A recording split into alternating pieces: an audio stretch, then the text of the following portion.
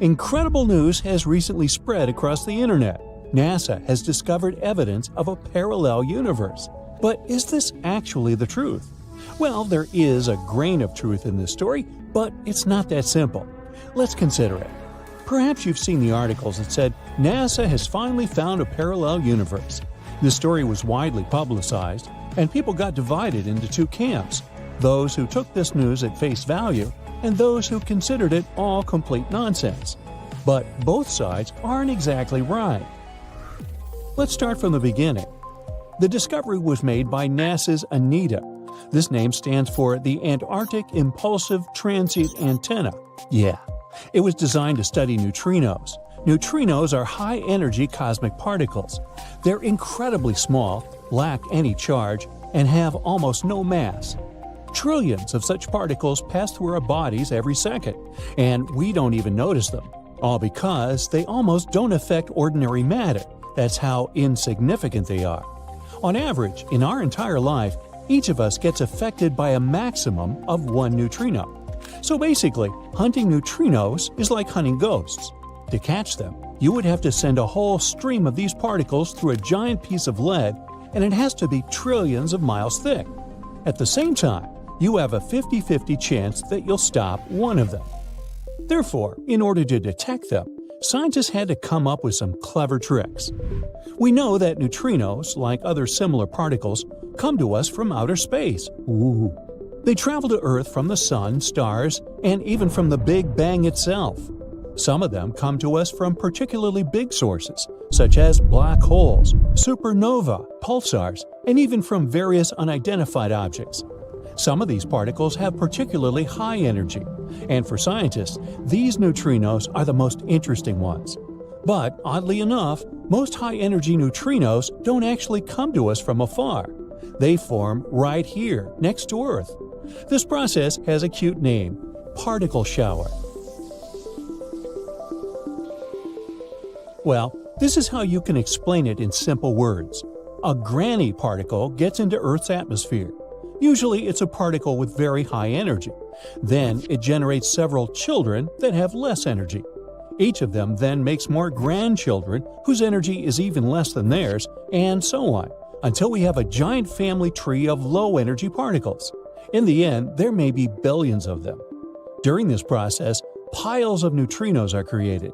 Then they begin to sink deep into our Earth. During their journey through the planet, they touch the upper layers of its crust or ice, for example, Antarctica's ice.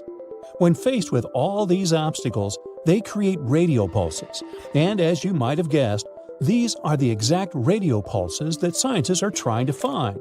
It may be a surprise to you, but Antarctica is pretty deserted, you think? And that's why it's the best place to study microscopic particles, which usually can barely be traced. There won't be any interference or anything like that. We can catch these pulses with the help of powerful antennas. NASA places these antennas on balloons that can rise as much as 20 miles above Earth's surface. That's how they've been tracking these neutrinos for the past years. Alright, now we know what ANITA is doing. But what about that parallel universe stuff? Nah, don't worry, we're getting there. In 2018, ANITA began receiving abnormal radio signals that caused quite a stir in the scientific community. Remember how neutrinos come to us from outer space and then gradually sink deep into our planet? So, recently, ANITA has discovered neutrinos that didn't descend from space as usual, but rather rose up from Earth. In other words, these particles, called tau neutrinos, basically travel back in time. But how is this possible? Scientists began to research them. At first, they thought that maybe it was a detector error or an error in interpreting the data. But no, everything was correct. Something very exotic was happening. If so, then first we must try to find a simple explanation. What if these tau neutrinos just came to Antarctica from some other source? Maybe they came to Earth from the other side and somehow passed through the boundary. To test this theory, scientists decided to seek help from another cool neutrino observatory called IceCube. Yes, very cool. This observatory is located near the South Pole. It consists of 5,160 optical detectors buried in ice, And all these powerful detectors are designed to detect neutrinos. ANITA researchers were like, "Hey guys, we found some strange radio signals. Could you please check where they come from?" "No problem," Ice Cube replied, and started their research. And as a result, they found nothing. Yep, Ice Cube didn't detect any signal sources at all. It turned out that these strange particles had basically appeared out of nowhere. How could this be? Scientists tested many different theories, but none of them could explain the situation accurately. Later, Ice Cube published an article which basically said, "Nope, we have no idea where these signals came from and how to explain them in terms of the standard model of the universe." Oh, now it's getting interesting. So, what on earth are these signals? Having exhausted normal explanations, scientists began to consider ideas that go beyond our understanding. One of them said that perhaps these particles had come to us from a parallel universe where time flows in the opposite direction. This crazy-sounding theory is the result of the famous multiverse theory. According to it, about 14 billion years ago, when the Big Bang happened, two twin universes were born. One of them was ours, and the other was a parallel one. And they're almost identical in everything, except for some things.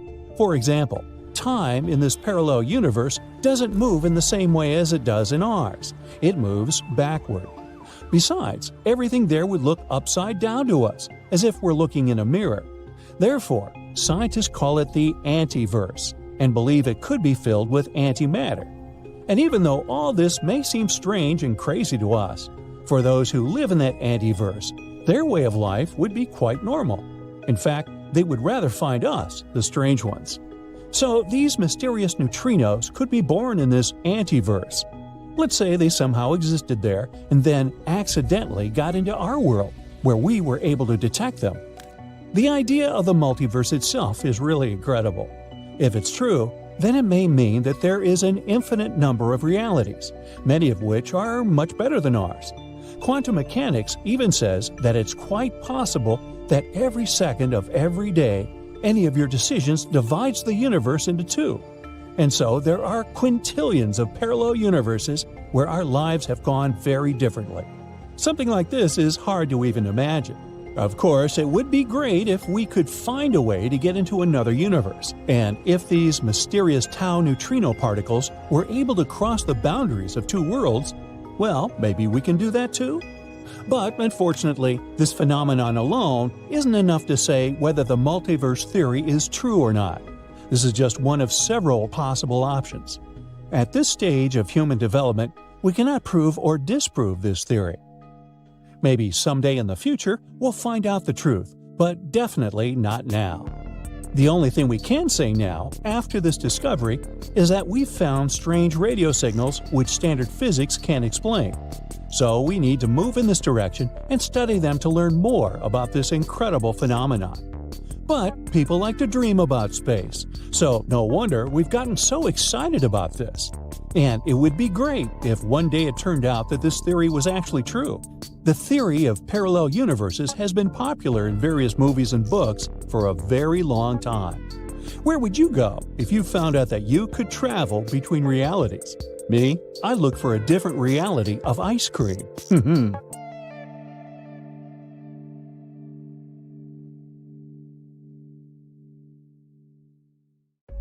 Imagine if somewhere, trillions of light years away from our world, there's another version of you watching this very video right now.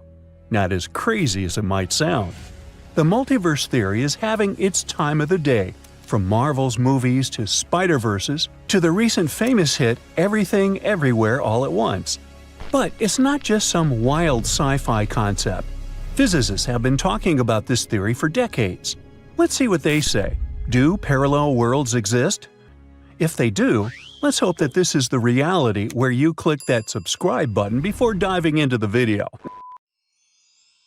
Now everything starts with the Big Bang. Before the Big Bang, the universe, with everything we know, was crammed into an unbelievably tiny, super hot, and mega-dense point. Our universe is about to burst into existence. And then, boom! The most colossal event you can imagine happens. In an instant, This tiny point expands with indescribable speed. It's the beginning of everything – time, space, and all the galaxies that surround us.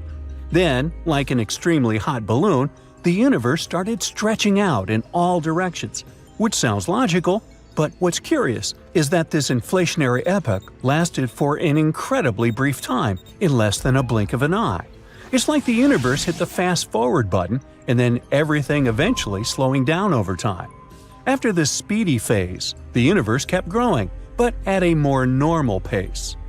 This rapid expansion is called inflationary cosmology. It explains some big mysteries about our world. It tells us why it looks the same in all directions, why the background radiation is evenly spread, why galaxies are where they are, and so on.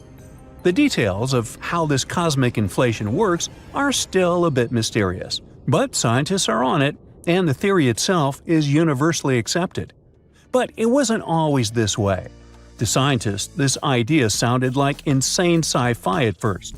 However, it explains so many things that the scientists just had no choice but pay attention to it. However, its initial weirdness was just the beginning. Now, according to this theory, inflation might not be a one-time thing. It could be happening repeatedly, maybe even endlessly. Picture the universe as a never-ending cycle, with each burst of inflation creating its own bubble universe.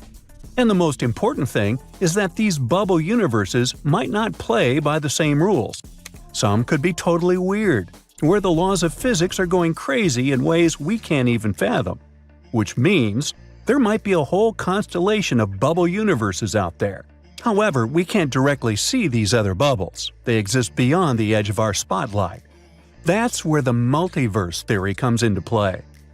People have been chatting about the idea of multiple universes for a long time, like way back in ancient Greece.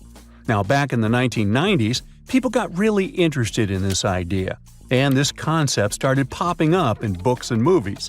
As a result, scientists began talking about it increasingly in scientific discussions and journal articles.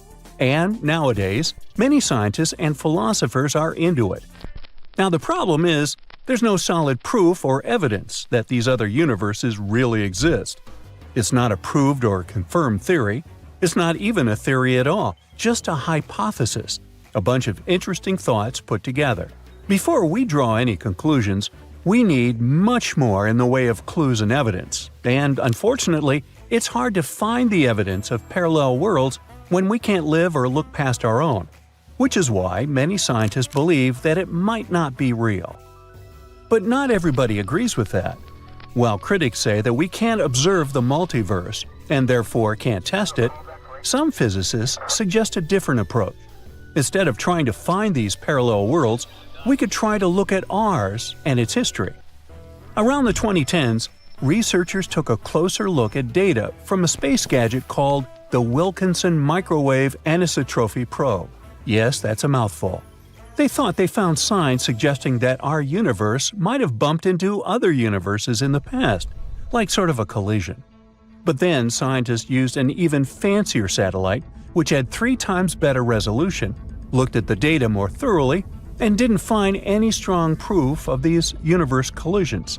Plus, there was no evidence that other universes were tugging on ours with their gravity. However, an interesting discovery happened in 2015. One scientist checked out radiation left over from the Big Bang. He claimed to see something super bright, 4,500 times brighter than expected. Well, at least based on the stuff, like protons and electrons, scientists think existed in the early universe. So he and some others assumed that this might be our first evidence of our universe crashing into others. But let's assume that it does exist. The multiverse wouldn't be about human decisions creating alternate timelines. In quantum mechanics, it's not human decisions that split everything into parallel worlds, but the measurement of subatomic particles. So if we look at this theory scientifically, other worlds would be billions of light years away, and what's happening to them wouldn't have anything to do with our daily choices. So what would it look like? Well, Max Tegmark, for example, talks about 4 levels of universes and multiverses. Level 1 is the extension of our world, Our universe is a big place, and in an infinite universe, there would be infinite chunks like ours, each with its own story. Most of these chunks might look different from ours, but because there are so many, some might look just like ours, but they'd be really, really far away. Level 2 is a universe with different physical constants. This idea says that our universe is part of a much bigger space where bubbles form. Each bubble might have its own set of rules, like different laws of physics. Level 3 is the many worlds interpretation of quantum mechanics. This one's a bit tricky. In the quantum world, things can be weird. Imagine rolling a dice. Each number that comes up might create a separate universe. So if you rolled a dice and got a 3, in another universe, it would be a 6, and so on. Yeah, my head's spinning. This idea suggests that every possible outcome in quantum events creates a whole new universe. And level 4 is the ultimate ensemble. This level gets super abstract. It says that everything, every possible universe or reality, can be described using math. I wish now I hadn't fallen asleep in algebra. Imagine all the different math equations describing every conceivable way the universe could be. This level says that every math equation that can describe a universe actually exists, and they're all real in their own way.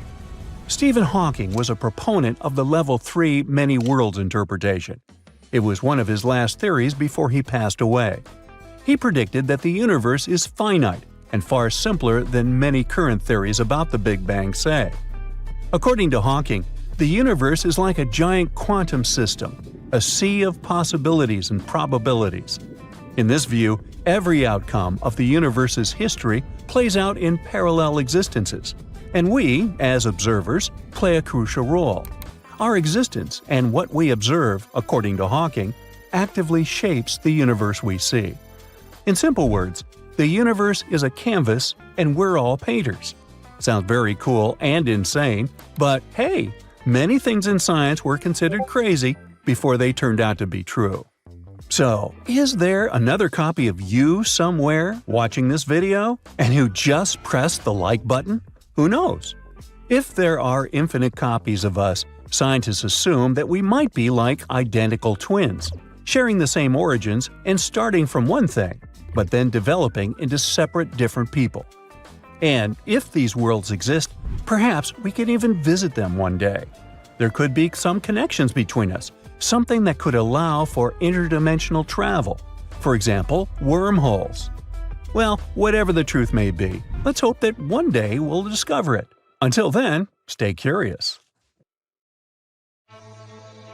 Well, here's a fun question for you. Could black holes actually be wormholes? In other words, what if black holes are secret doorways to other parts of the universe? And if you fall into one, you get teleported into another galaxy, just like in sci-fi movies. Well, let's see if that could work. Black holes are incredibly heavy and dense celestial objects. They're like whirlpools in a bathtub, but on a space scale.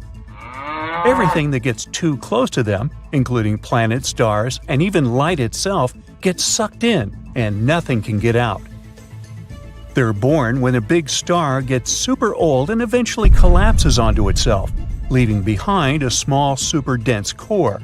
If this core is massive enough, it becomes so powerful that gravity takes over everything and we get a black hole. Black holes, despite the name, are not at all empty. Instead, it's like having a giant amount of stuff squeezed into a very tiny space. Picture a star way bigger than our Sun, packed into a sphere about the size of New York City. This creates such a strong pull of gravity that absolutely nothing can escape from it. NASA has been using special tools to learn more about these weird things. Since they're, well, black, we just can't find them by looking at telescopes. But we can figure out that they're there by watching how they affect other stuff nearby. For example, when a black hole moves close to some space dust, it sucks the dust in. This process is called accretion. It's kind of like when you vacuum up dirt. When this happens, the matter speeds up and gets super hot, emitting X-rays that we can see. Okay, now that we know what black holes are, let's talk about wormholes. Imagine a wormhole as a tunnel in space that could let us travel quickly to faraway places in the universe. They connect two different points in space as if it were a sheet of paper that can be bent in half. Basically, they're intergalactic teleports. This idea comes from Einstein's theory of relativity and involves folding space and time. In the early 1900s, he and others thought about the possibility of these shortcuts and called them wormholes. So far, we don't know if they exist. We see them in sci-fi movies often, looking like a big round opening. But the problem is, if they're real, they could be incredibly tiny, smaller than even a grain of sand, and they might not last long, collapsing before we could even use them. To make matters even more complicated, you need a special kind of matter, which we haven't seen in the universe yet, to keep the wormhole stable. Regular matter won't do the trick. And even if we could find and create a big wormhole and make it stable, it's not clear if humans could travel through it. Some scientists think the law of physics might not allow it. But just maybe, in the future, with incredibly advanced technology, we could figure out how to use these space tunnels for travel. Until then, wormholes are mostly in the realm of imagination. So, could one thing be another? Some scientists think that it might be possible. A team of researchers from Sofia University in Bulgaria suggests that some black holes might be wormholes. The biggest question for scientists is, where does all this stuff that falls into a black hole go? And here's where they introduce the idea of something called a white hole. Well, as you can guess, it's like the opposite of a black hole. Instead of pulling things in, it constantly pushes them away. If we looked at one, it would look like a super bright fountain that constantly spews out matter and energy. Just like regular black holes, they should have properties like mass, charge, and how they spin. They pull things toward them because of gravity. But if something fell towards a white hole, it would never actually reach it. This is because they don't have a surface like the ground we walk on. Instead, their gravity gets stronger and stronger, but there's no surface to land on. As we mentioned before, scientists believe that supermassive black holes are at the center of every galaxy. Some have suggested that they might give birth to supermassive white holes. However, this is just a theory and not proven. The idea of white holes was first suggested in the 1960s as one of the solutions to Einstein's equations. This solution describes a black hole that lasts forever from the viewpoint of someone inside it. But black holes are formed when massive stars collapse, so they have a different structure. So now, imagine if these black holes and white holes were connected, forming some sort of space tunnel. One end of this tunnel sucks everything in, and the other pushes everything out. Well, guess what it would be called? However, this wormhole wouldn't be as cool as it sounds. Just like regular wormholes, these ones would be super fragile, like a very stretched rubber band that snaps easily. Researchers believe that, if that's the case, these wormholes might look remarkably similar to the black holes we already know about. In fact, they say it's incredibly tricky to tell the difference. The light and radiation coming from the swirling matter around a black hole could be the same as what we'd see around a wormhole. So for now, all of this is purely theoretical. To see if they're right, we'd have to prove the existence of white holes themselves. But hey, while we're at it, let's dive into another hypothetical scenario. What happens when we bump a wormhole and a black hole into each other? Ooh, what fun! Scientists think they might spot this unusual event by looking for something called gravitational waves. These waves are like ripple in the fabric of space and time, caused by massive things moving around. And as we all know, black holes are the heaviest things around. Imagine that you have a spinning top on the surface of the water. If you spin it slowly, waves that come from it would have a larger, lower frequency. And if you start spinning it very quickly, the waves around it will be very frequent. This is exactly what happens when a heavy object dances in space. Black holes create gravitational waves as they spin, and the faster they do that, the higher the pitch of the sound they make. In space, this sound is like a chirping noise. So, picture a black hole falling into a wormhole. At first, you'd hear a chirp as it approaches the wormhole. While a black hole circles around, it would create another interesting pattern of gravitational waves. But when it gets sucked in and reaches the center of the wormhole, the waves suddenly stop in one part of the universe. And as it comes out the other side, the chirping would change into an anti-chirp. They would appear and disappear as the black hole goes in and out of the wormhole. This pattern would repeat as the black hole goes back and forth. As the black hole keeps bouncing between these two parts of the universe, it would produce bursts of gravitational waves followed by silence. Now, if scientists detect these unique gravitational wave patterns, it could be a clue that wormholes really exist. This unique chirp and anti-chirp could be a clue that a black hole has fallen into a wormhole. But that's just the theory, since wormholes are very speculative and still a big mystery in science. So while this idea is cool and could help prove the existence of wormholes, it's still a big maybe. In any case, we'll need some super advanced telescopes or very clever tricks to tell the two apart and see if wormholes are real at all. But until then, it's all a fascinating mystery. And truthfully, I'd rather not fling myself into a black hole to find out. Woohoo! Now, I don't want to spook you, but there's a chance that our entire Milky Way galaxy is located in the so-called space void. It's a region where there's relatively little matter compared to other corners of the known universe, and it's much less dense than it is elsewhere in the universe. In other words, we might exist in an air bubble in a cake. If that's true, it would mean that we're even lonelier than we thought. In our universe, all the galaxies are constantly moving away from each other. In order to understand how far they move away, scientists use something called the Hubble-Lemaitre constant. It's like a speedometer, but for galaxies. However, there's a cosmic mystery called the Hubble tension. It's challenging what we know about the universe's expansion. Scientists used to consider the Hubble-Lemaitre constant a reliable guide, but our recent observations question this reliability. The speeds we see in real life don't match up with the distances we calculated and expected. They aren't sure why these measurements don't add up. Researchers followed the moves of supernovas and saw that the universe seems to expand faster around us than it does overall, as if it's actively avoiding us specifically.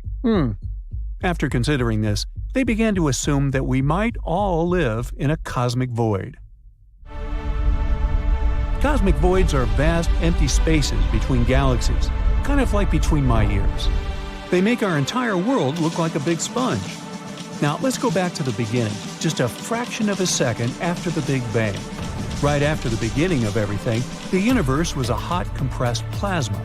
It only had very tiny variations in density, called quantum fluctuations. After the Big Bang, the universe began to expand.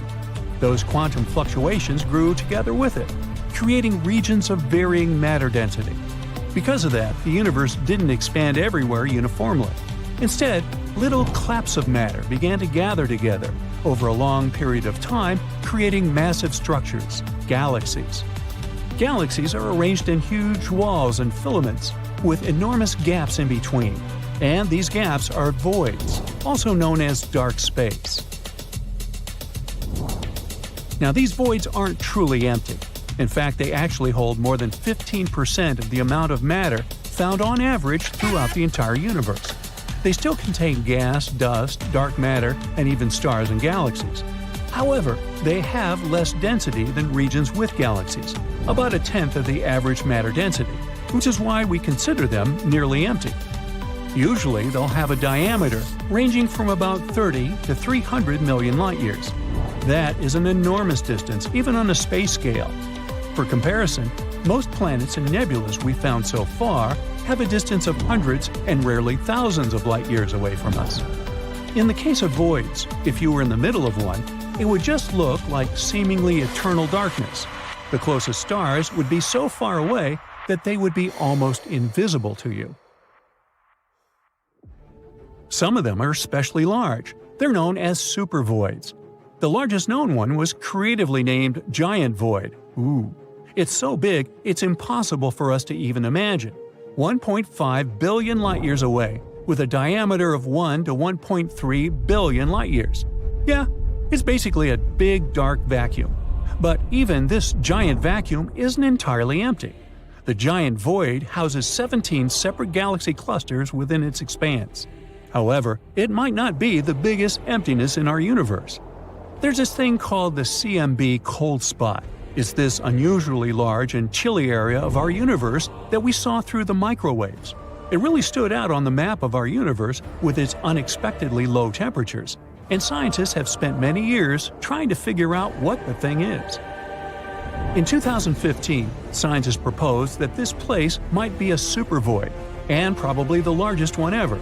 Being even more original with this one, they called it the Great Void. If it's true, this place would be an emptiness of about 1.8 billion light-years in diameter, about 1,000 times larger than typical voids. Not everyone thinks that's possible, so scientists keep arguing over this one. There's another interesting theory going about this place. One researcher suggested that this place might have been a trace on our collision with a parallel world. It's a pretty bold hypothesis, but unfortunately, there's no way for us to confirm or deny it with our current technologies. In any case, as the universe expands, these voids will grow, and the walls connecting galaxy clusters will stretch and break. Eventually, the voids will merge, leaving gravitationally bound galaxy clusters as islands in the expanding emptiness. In other words, sooner or later, the great emptiness will consume everything in our world. So, it turns out we might be a rare occasion in a supervoid, one of the 15% of matter.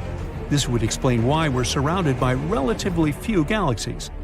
This discovery, if true, challenges the standard model of cosmology, which we created with Albert Einstein's help. It would mean that gravity in general behaves differently than what we expected.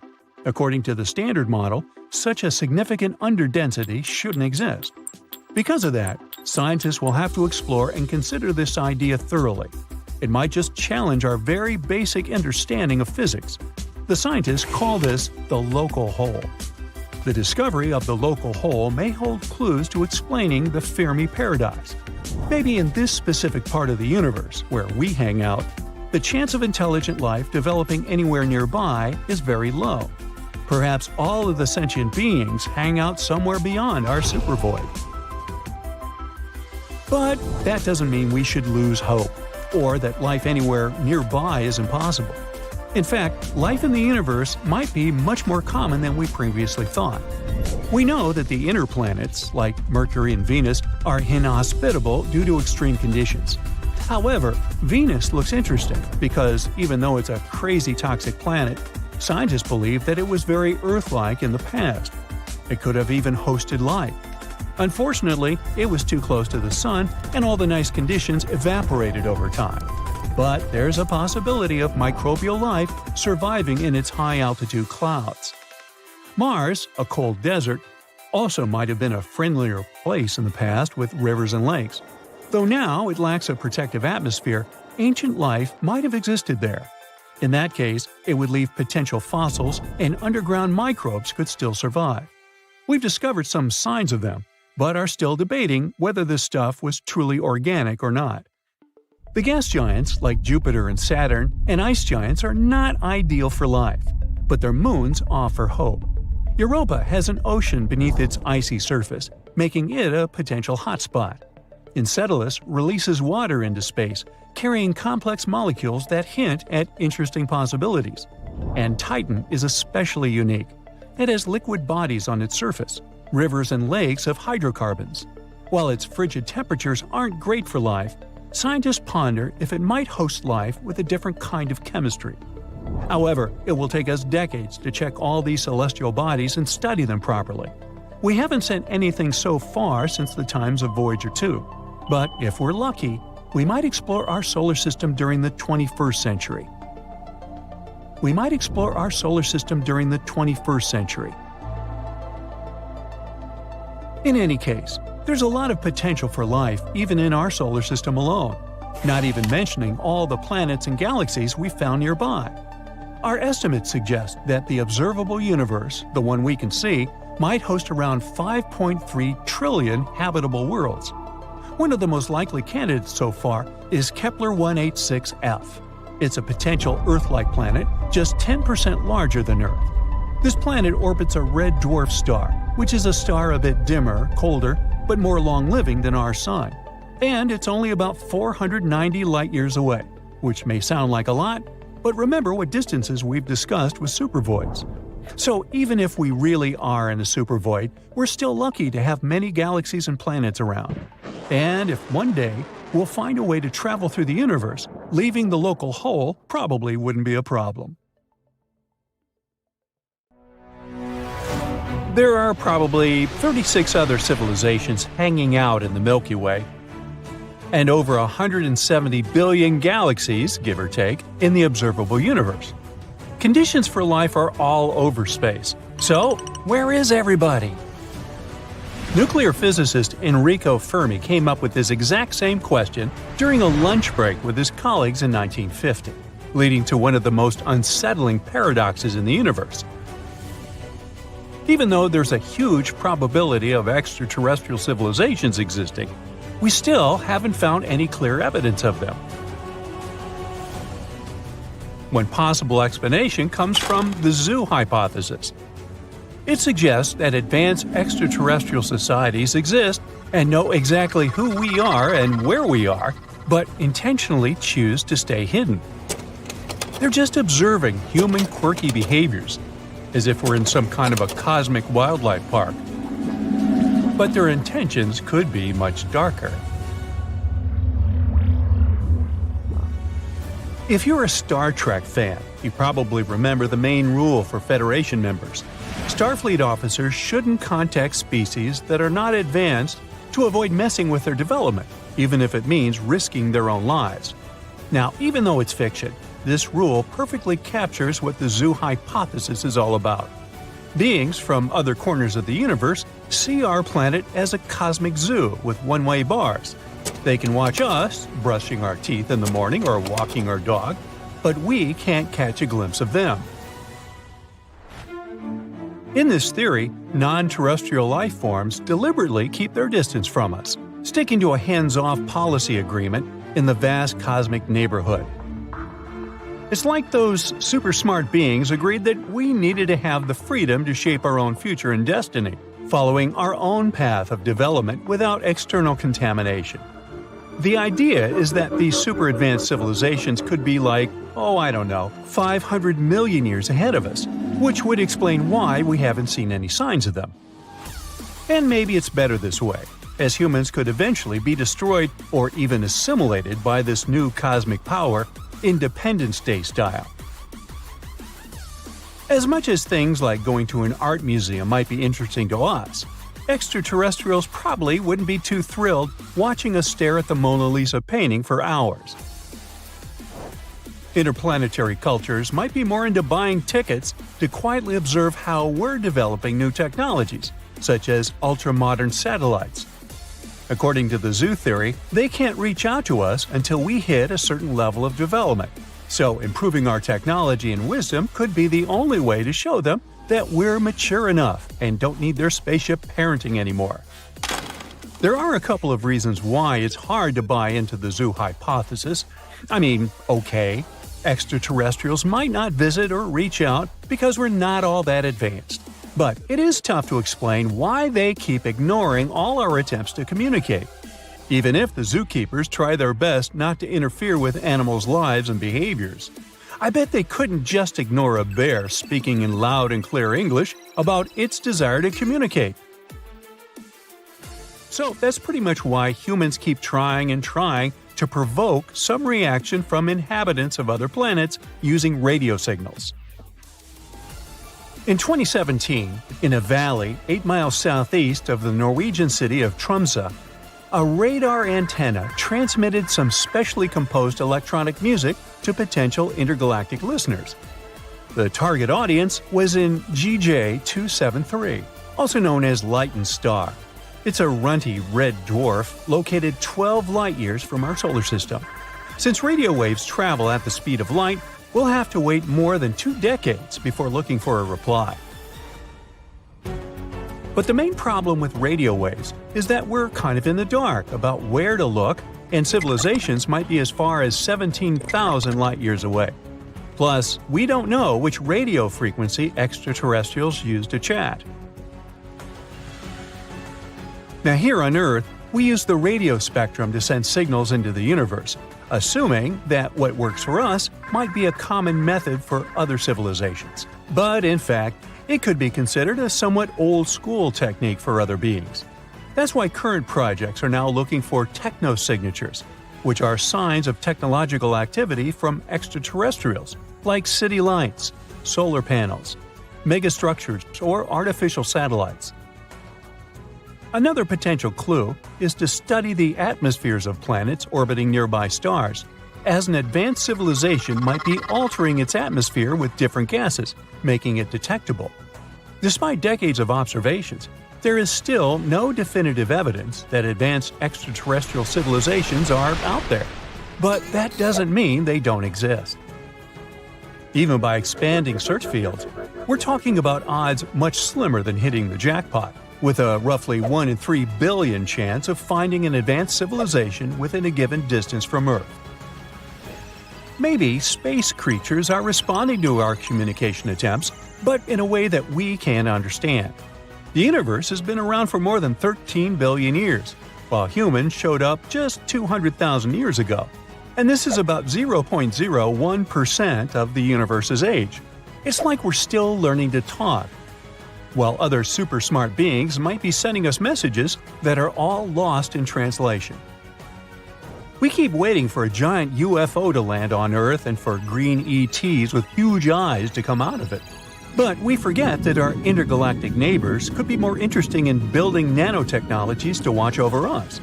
They could also be trying to communicate using neutrinos, which are subatomic particles with an extremely small mass that could effortlessly pass through our planet without being detected by our current technological devices. Now, the zoo hypothesis has another issue. It is pretty tough to believe that, with all these civilizations supposedly hanging out in the universe, they would all decide not to reach out to humans. For this to happen, there would have to be a great sense of structure, with a higher intelligence working as the head of the universe, giving them direct orders and clear rules to keep us isolated. But we're talking about billions of possibilities for life, right? More civilizations mean that there are more chances of a violation of this no-contact rule. So, most likely, at least one independent planet would be just as desperate to find life in the universe as we are.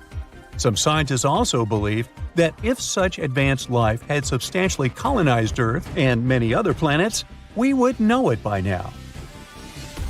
The zoo hypothesis has 2 other variations that are even more frightening. In the laboratory hypothesis, nobody contacts us because humankind is actually being subjected to experiments, and Earth is essentially a giant science lab. Otherworldly creatures could be analyzing human responses to various survival challenges, such as tsunamis or massive earthquakes. In this case, the no-contact agreement between all other space groups would make a bit more sense, since it's in the name of scientific research for the greater good, at least for them. The planetarium hypothesis, proposed in 2001, suggests that we are living in an artificial universe, in some kind of virtual reality designed to give us the illusion that the universe is empty when it's not. But no possible generator could test this hypothesis. Besides the zoo, the laboratory, and the planetarium theories, there is another possible answer to the Fermi paradox.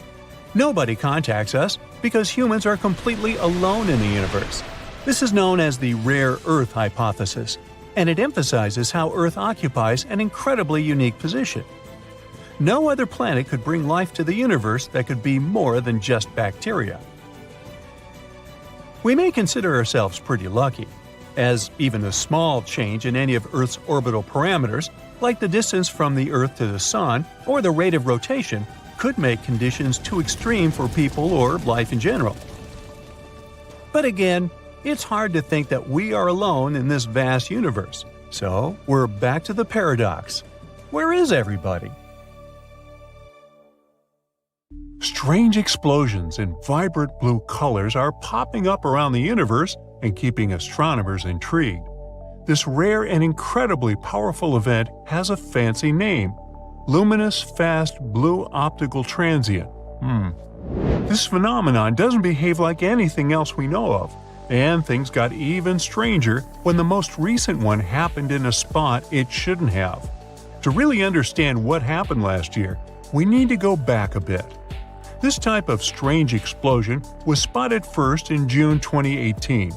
The blue blast happened about 200 million light-years from Earth and got the nickname the Cow. No, this happening didn't resemble a cow at all, but it did have an unusual format.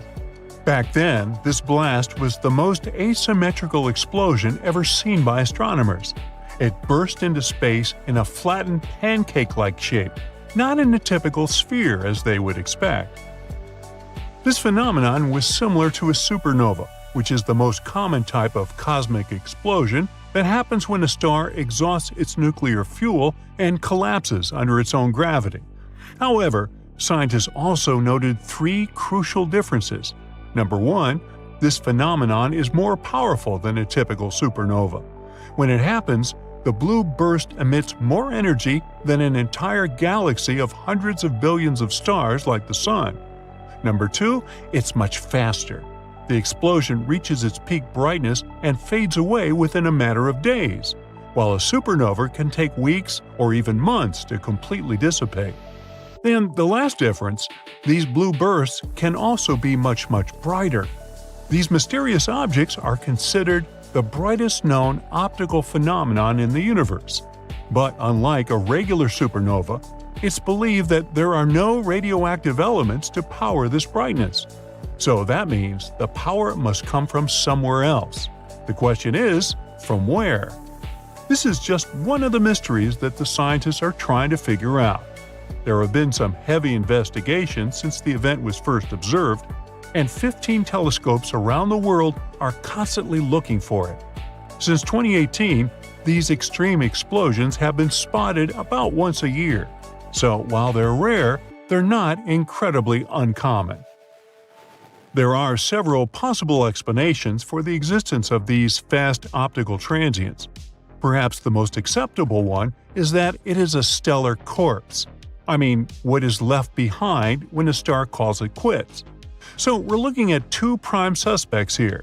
They could be a neutron star or a black hole, producing emissions close to the speed of light. The theory goes like this. There is a massive star much larger than those that produce regular supernovas. Then it starts to collapse. Such an event would certainly be expected to leave a black hole behind. Let's say this massive star isn't ready to leave the universe in a quiet way. Instead, it creates a swirling disk around the black hole composed of gas, dust, and other matter, like it matters. This disk, called the accretion disk, can shoot out streams of material at incredibly high speeds, almost like powerful cosmic jets. And that could be exactly what we see as those sudden bursts of light. Again, it's just a theory. What exactly sets off these blasts remains a mystery, and much more observation and analysis are needed. Experts believe that explaining such an oddity is a scientific goldmine. After all, we're talking about a stellar corpse that isn't just sitting there, it's actually quite active. Now, since this event was first spotted, all similar occurrences that our telescopes have captured happened in the same place. I mean, the explosions always occurred in the spiral arms of different galaxies. But last year, things changed. The Hubble Space Telescope left scientists speechless in April 2023 when its images caught this same type of weird explosion happening for the first time in the middle of nowhere. Well, it didn't happen inside a galaxy as it was supposed to. It happened in the space between two of them. More precisely, about 50,000 light-years from a large spiral galaxy and about 15,000 light-years from a small one. This event is known today as the Finch. Oh great. So when we finally get closer to finding some answers, the unusual location of the Finch phenomenon came to mess it up again. So maybe there is another explanation for it. Speculation began soon after the discovery. One idea is that it could have been a collision between two neutron stars traveling far outside their host galaxies. These two could have been spiraling toward each other for billions of years, and when they collided, they produced a flare over 100 times brighter than a normal supernova. For this hypothesis to be correct, one of these neutron stars would have to be highly magnetized, amplifying the explosion. Another possibility is that the explosion was a star being torn apart by a black hole with a mass between 100 and 1,000 times that of the Sun. Although we still have lots of questions, one thing is for sure. The Finch is a luminous, fast black optical transient. Except for the weird location where it happened, it has all the other characteristics to be classified as one. It's super bright, like me, and super fast, and its origin is super hard to explain. Plus, the data from the Gemini South Telescope, the Chandra X-ray Telescope, and the Very Large Array Radio Telescope have confirmed it. Adding this latest information only makes it harder and harder for researchers to finally find some kind of pattern in this whole event. The Finch isn't the only peculiar event in this category. Let's head back to the year before, to 2022. A blue explosion was spotted in September, and it got the nickname of Tasmanian Devil. Just like the previous ones, this blue burst came up and disappeared very quickly. Then, something mysterious happened. Exactly 100 days later, observers who were still tracking the phenomenon got an early Christmas gift. They observed another flare-up, and it was as bright and fascinating as the original one. Wait, so we're talking about two similar and strange explosions that happened at the same spot and close in time? Well, this was a first. Quickly, 13 telescopes around the globe all had eyes turned toward the Tasmanian Devil event, including one equipped with a high-speed camera. Over the course of 120 days, they managed to capture another 14 irregular light pulses. This was certainly amazing because it proved that instead of showing up once and fading away as expected, the Tasmanian Devil continued to explode with supernova-like energies again and again and again. Can you imagine such power? This scenario still intrigues the scientific community because it pushes the limits of physics, not only because such extreme energy production, but also because of the short duration bursts. By the way, its flares last from 10 minutes to about 4 hours. Believe me, on the scale of the universe, that's considered super quick. This was the only time that an extended season of this event was observed. However, after some thought, the scientific community split their opinions about it. On one hand, the Tasmanian Devil could have been an utterly unique and one-of-a-kind event. On the other hand, maybe it was just the first time that our telescopes caught it from a more face-on angle. To further understand what's happening, scientists still need to observe larger samples of the phenomenon. All hopes are in the upcoming Vera C. Rubin Observatory, which is currently being constructed in Chile. It will have a 27.5-foot-wide telescope, coupled with the world's largest digital camera ever fabricated for this purpose. According to NASA, this technology might finally give us some answers about these blue explosions. We can expect some exciting times ahead, as this could be the start of a new chapter in our understanding of stellar evolution. Is there a giant mega-sun in the center of our Milky Way? Scientists actually thought so for a while because it's the brightest place in the galaxy. It has millions of stars packed into a small area. This area is called the Gigantic Bulge. The Gigantic Bulge has millions more stars per light year than any other part of the galaxy. it can be 10 million times denser than our part of the neighborhood. In some cases, stars in this region are only 5 light days apart. That's like if there was another star in our solar system a bit further away than Pluto on a space scale. But why is this place so dense? When galaxies form, a lot of gas and dust come together under the force of gravity. This material gathers up and eventually forms stars. Gravity and angular momentum balance out, and it starts looking like a flat disk with a pretty bright, bulging, dense core. The stars live their comfy lives, and once they get to the finishing line, they collapse under their own huge weight. Then, the black hole forms. Black holes love to eat everything around them, and the more they eat, the bigger they get. And what place is more perfect for a fine dinner than the galaxy center, where all the space stuff is packed together? So it starts eating surrounding gas and dust, forming an accretion disk. As this material spirals into the black hole, it heats up and emits a lot of energy, which makes the center of the galaxy even brighter. That's why you can find both supermassive black holes and galactic bulges in the centers of all galaxies.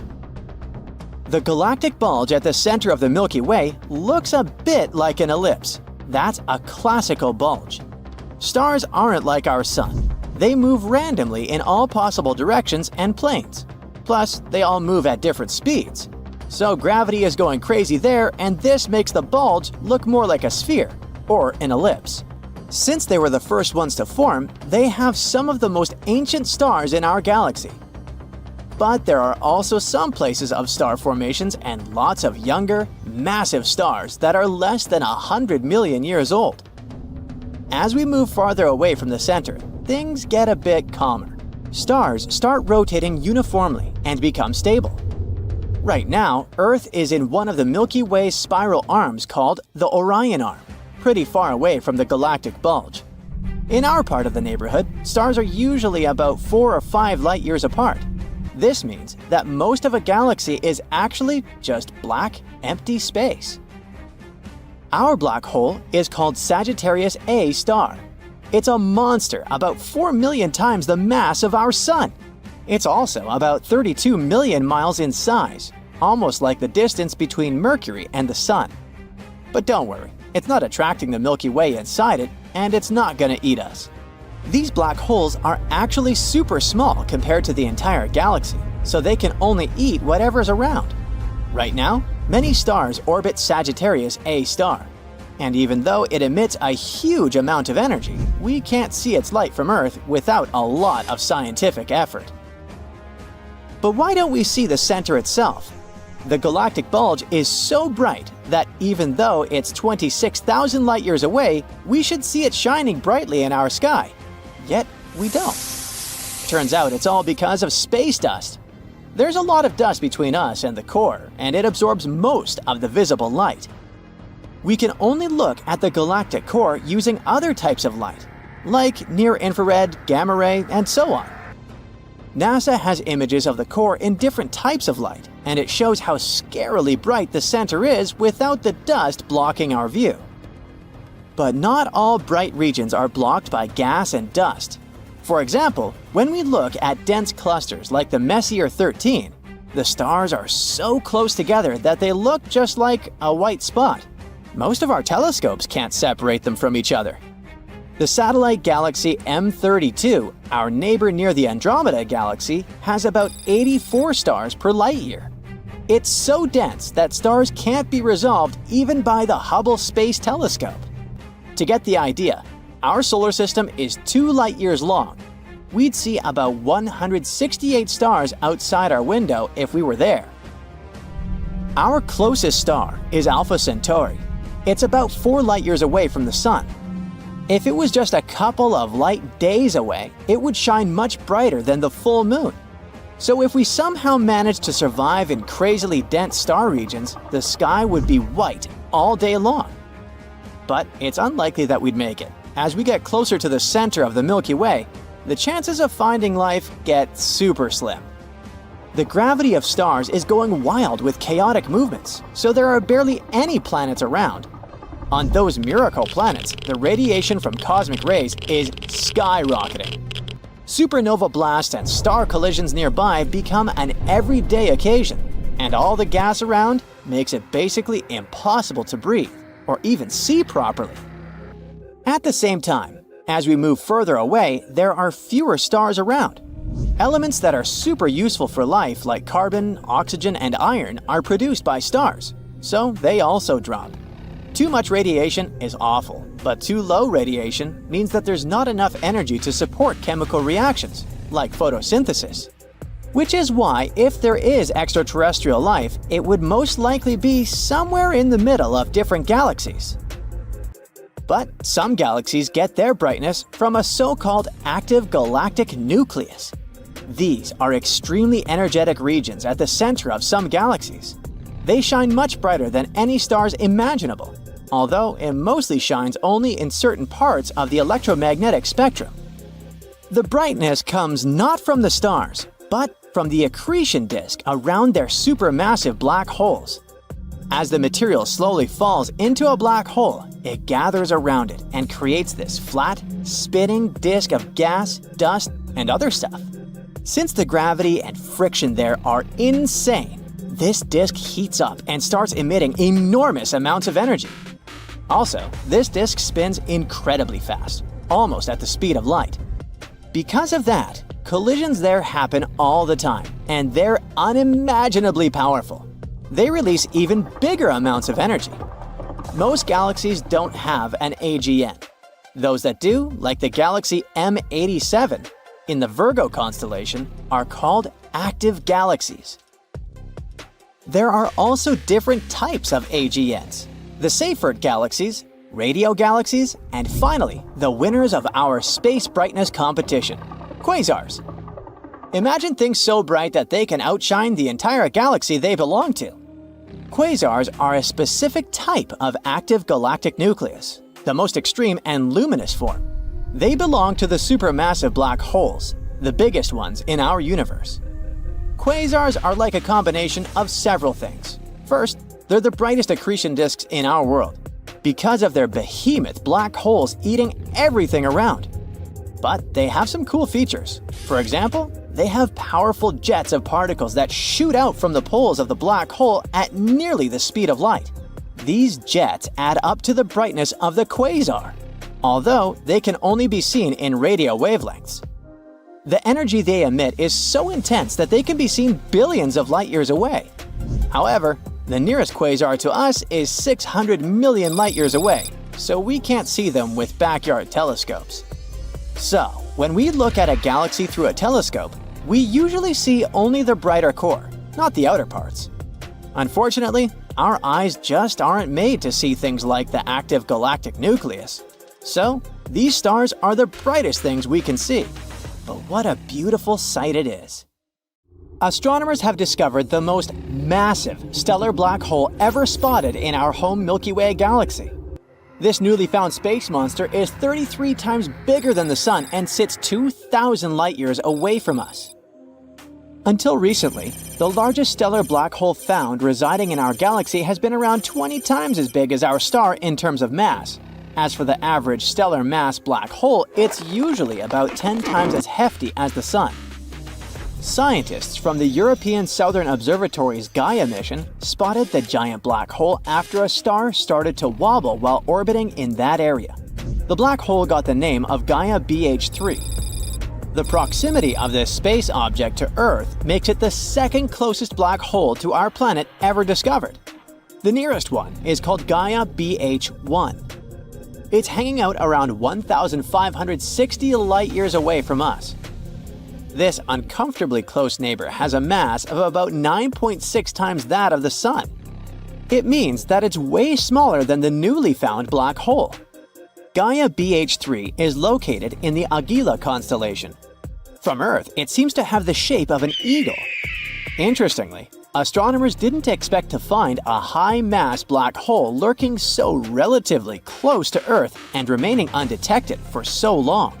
Okay, we can probably admit that this stellar black hole is just a small fry compared to supermassive black holes like the one that dominates the center of the Milky Way.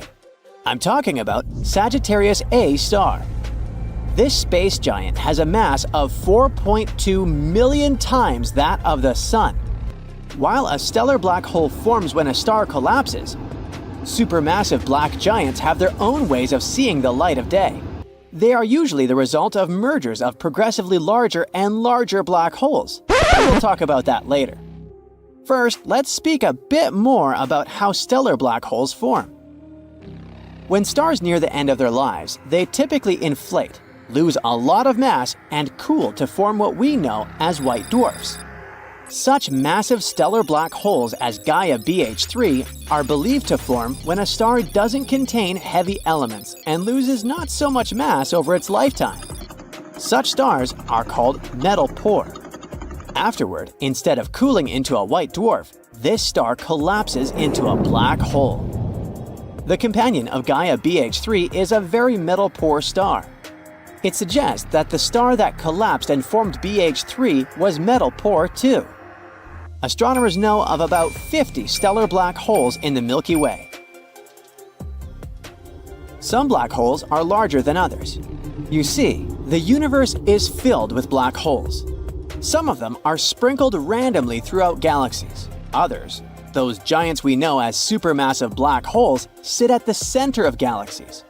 While stellar black holes are usually just a few times bigger than the Sun, such space monsters can weigh from 1 million to 1 billion solar masses. But even though they're so much heavier than our star, they're packed into a relatively small area. On a cosmic scale, of course, the size of our solar system or so. Some astronomers think supermassive black holes could form by several stars colliding and collapsing at once, while other experts state that such space objects might have started growing several billion years ago. At first, a small seed appears somewhere out there in space, which then gradually increases in mass to form a black hole. This seed does it through the process of accretion, which basically means gathering more and more matter around itself. Besides the absence of any precise information about the formation of black holes, there's also the black hole information paradox. If a black hole has some mass, and as we know, these spaced objects have a lot of it, then, according to the first law of thermodynamics, it should have a temperature. And according to the second law of thermodynamics, it should also radiate heat. Stephen Hawking showed that black holes are supposed to emit radiation too. These days, this kind of radiation is called Hawking radiation. It should form at the boundary of a black hole, but after proving it, Hawking pointed out a paradox. If a black hole is capable of evaporating, some of the information it contains can be lost forever. The problem is that the information contained in thermal radiation emitted by a black hole gets degraded. It doesn't repeat any information about the matter swallowed by a black hole before. Such an irreversible loss of information contradicts one of the basic principles of quantum mechanics.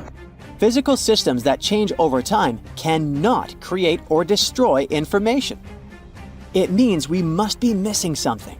Both physicists and mathematicians have tried to come up with different ideas, but they ended with pretty weird results.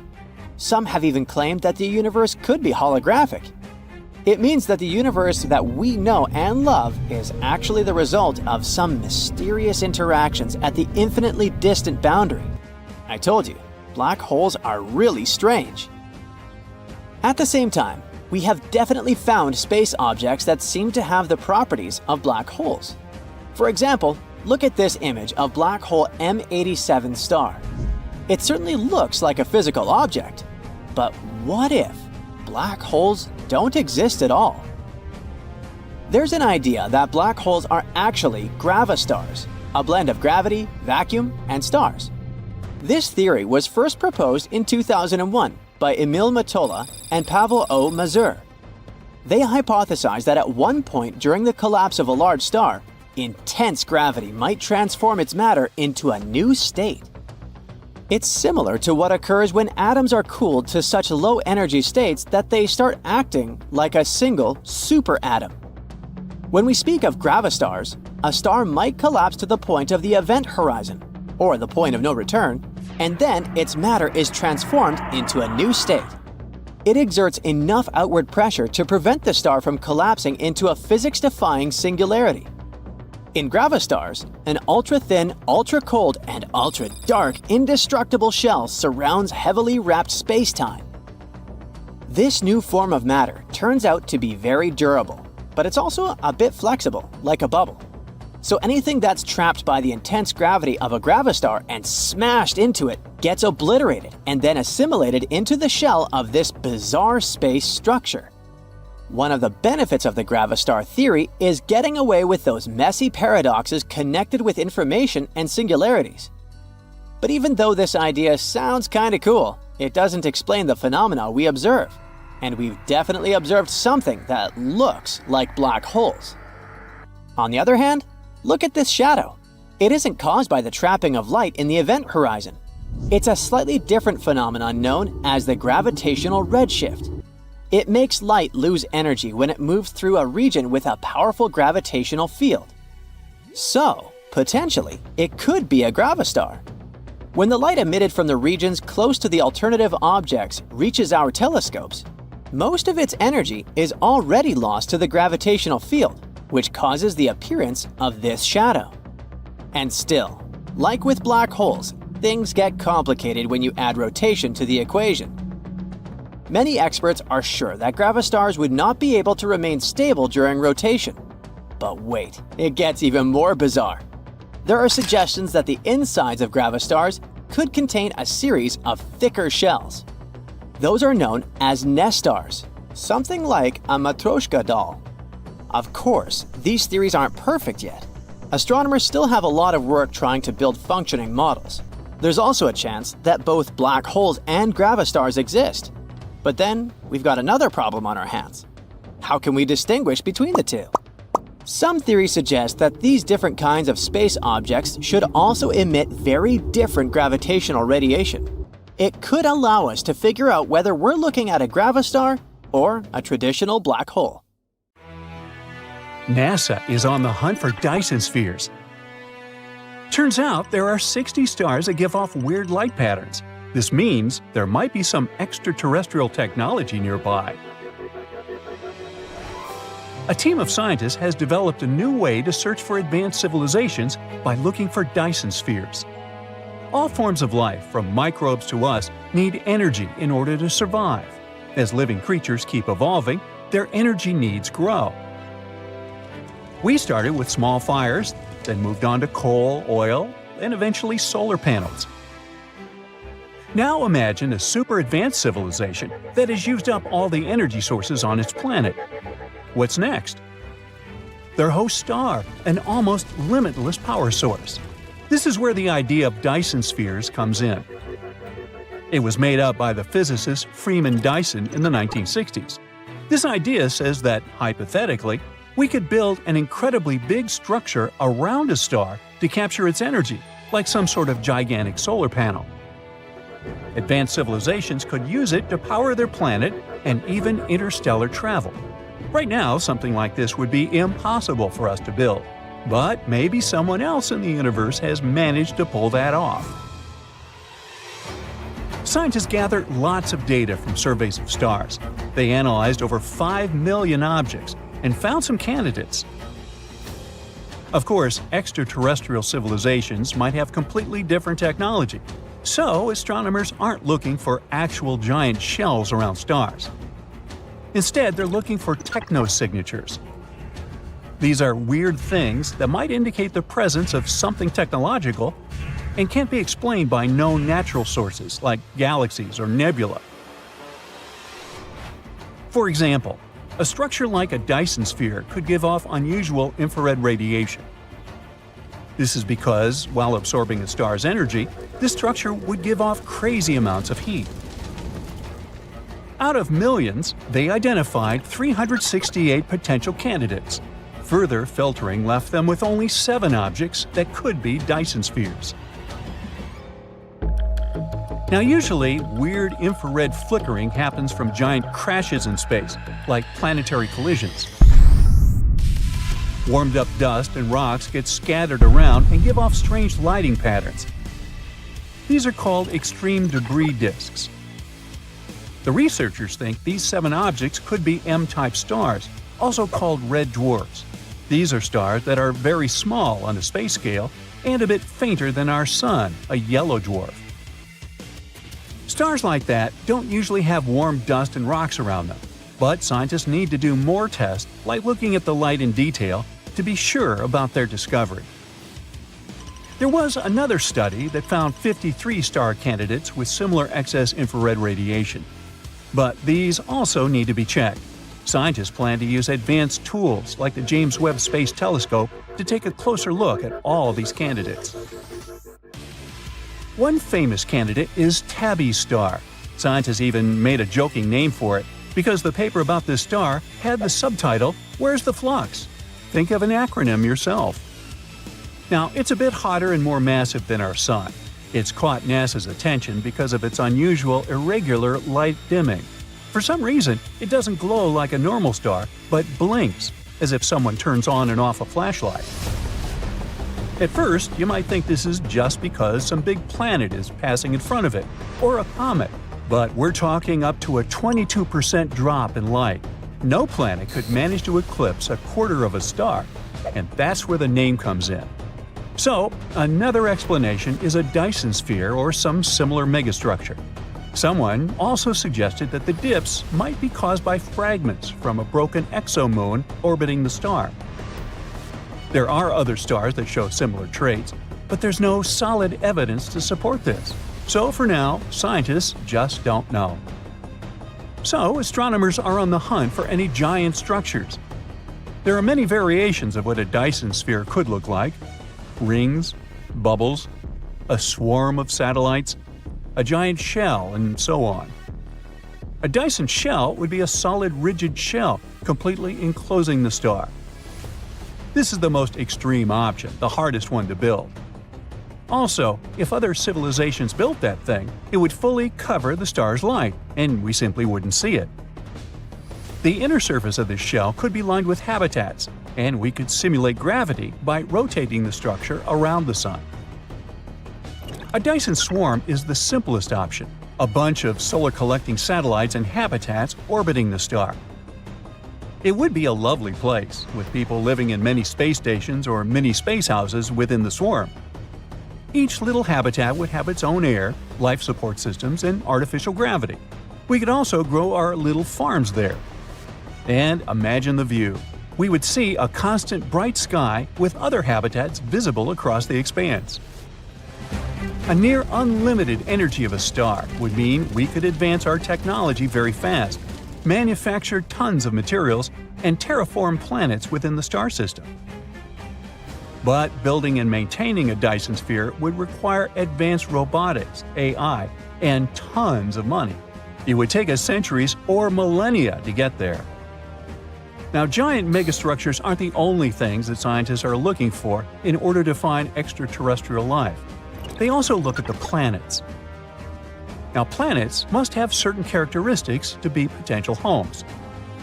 There should be liquid water and an energy source, something to drive these reactions, creating the building blocks of life. Turns out such conditions aren't rare at all.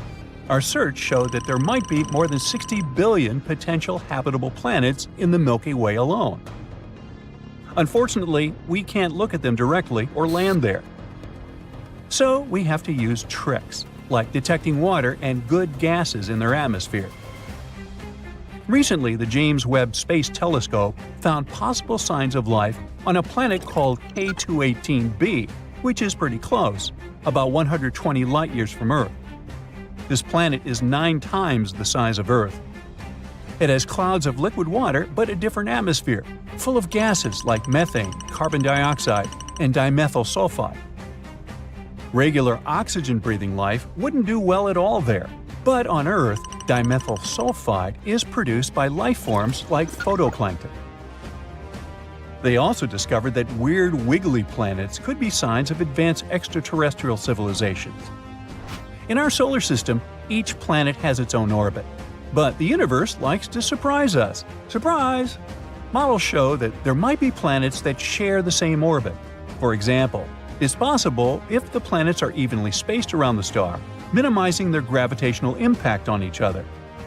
Or the so-called horseshoe configuration, when planets speed up and slow down in relation to each other, moving in funny wiggly ways. These horseshoe systems can hold up to 24 planets. This is one of those things that are possible, but very unlikely without some help. Normally, gravity would immediately destabilize such systems.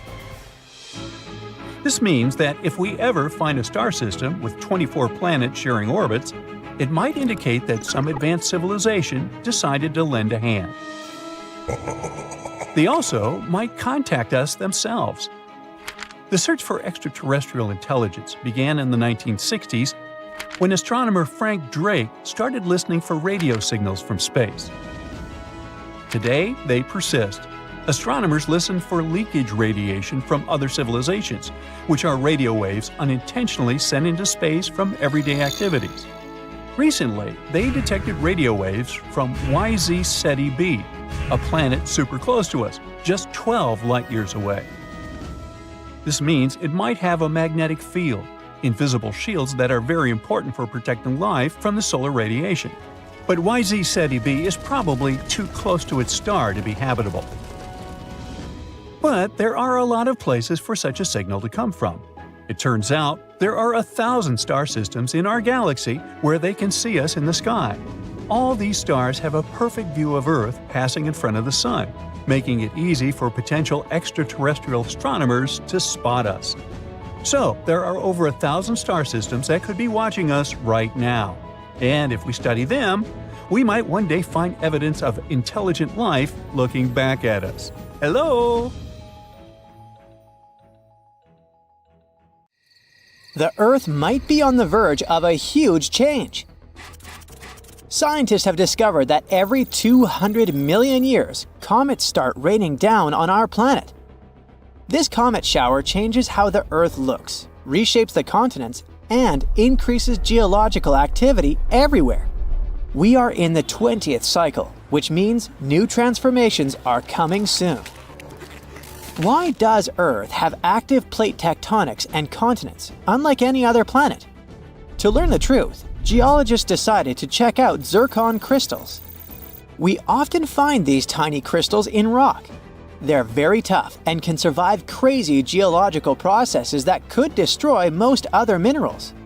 But they're cool because we can use them to learn how old their rocks are. These crystals have some uranium in them, and it decays into lead over time. By measuring how much uranium decayed in a crystal and how much is left, you can figure out the age of a mineral.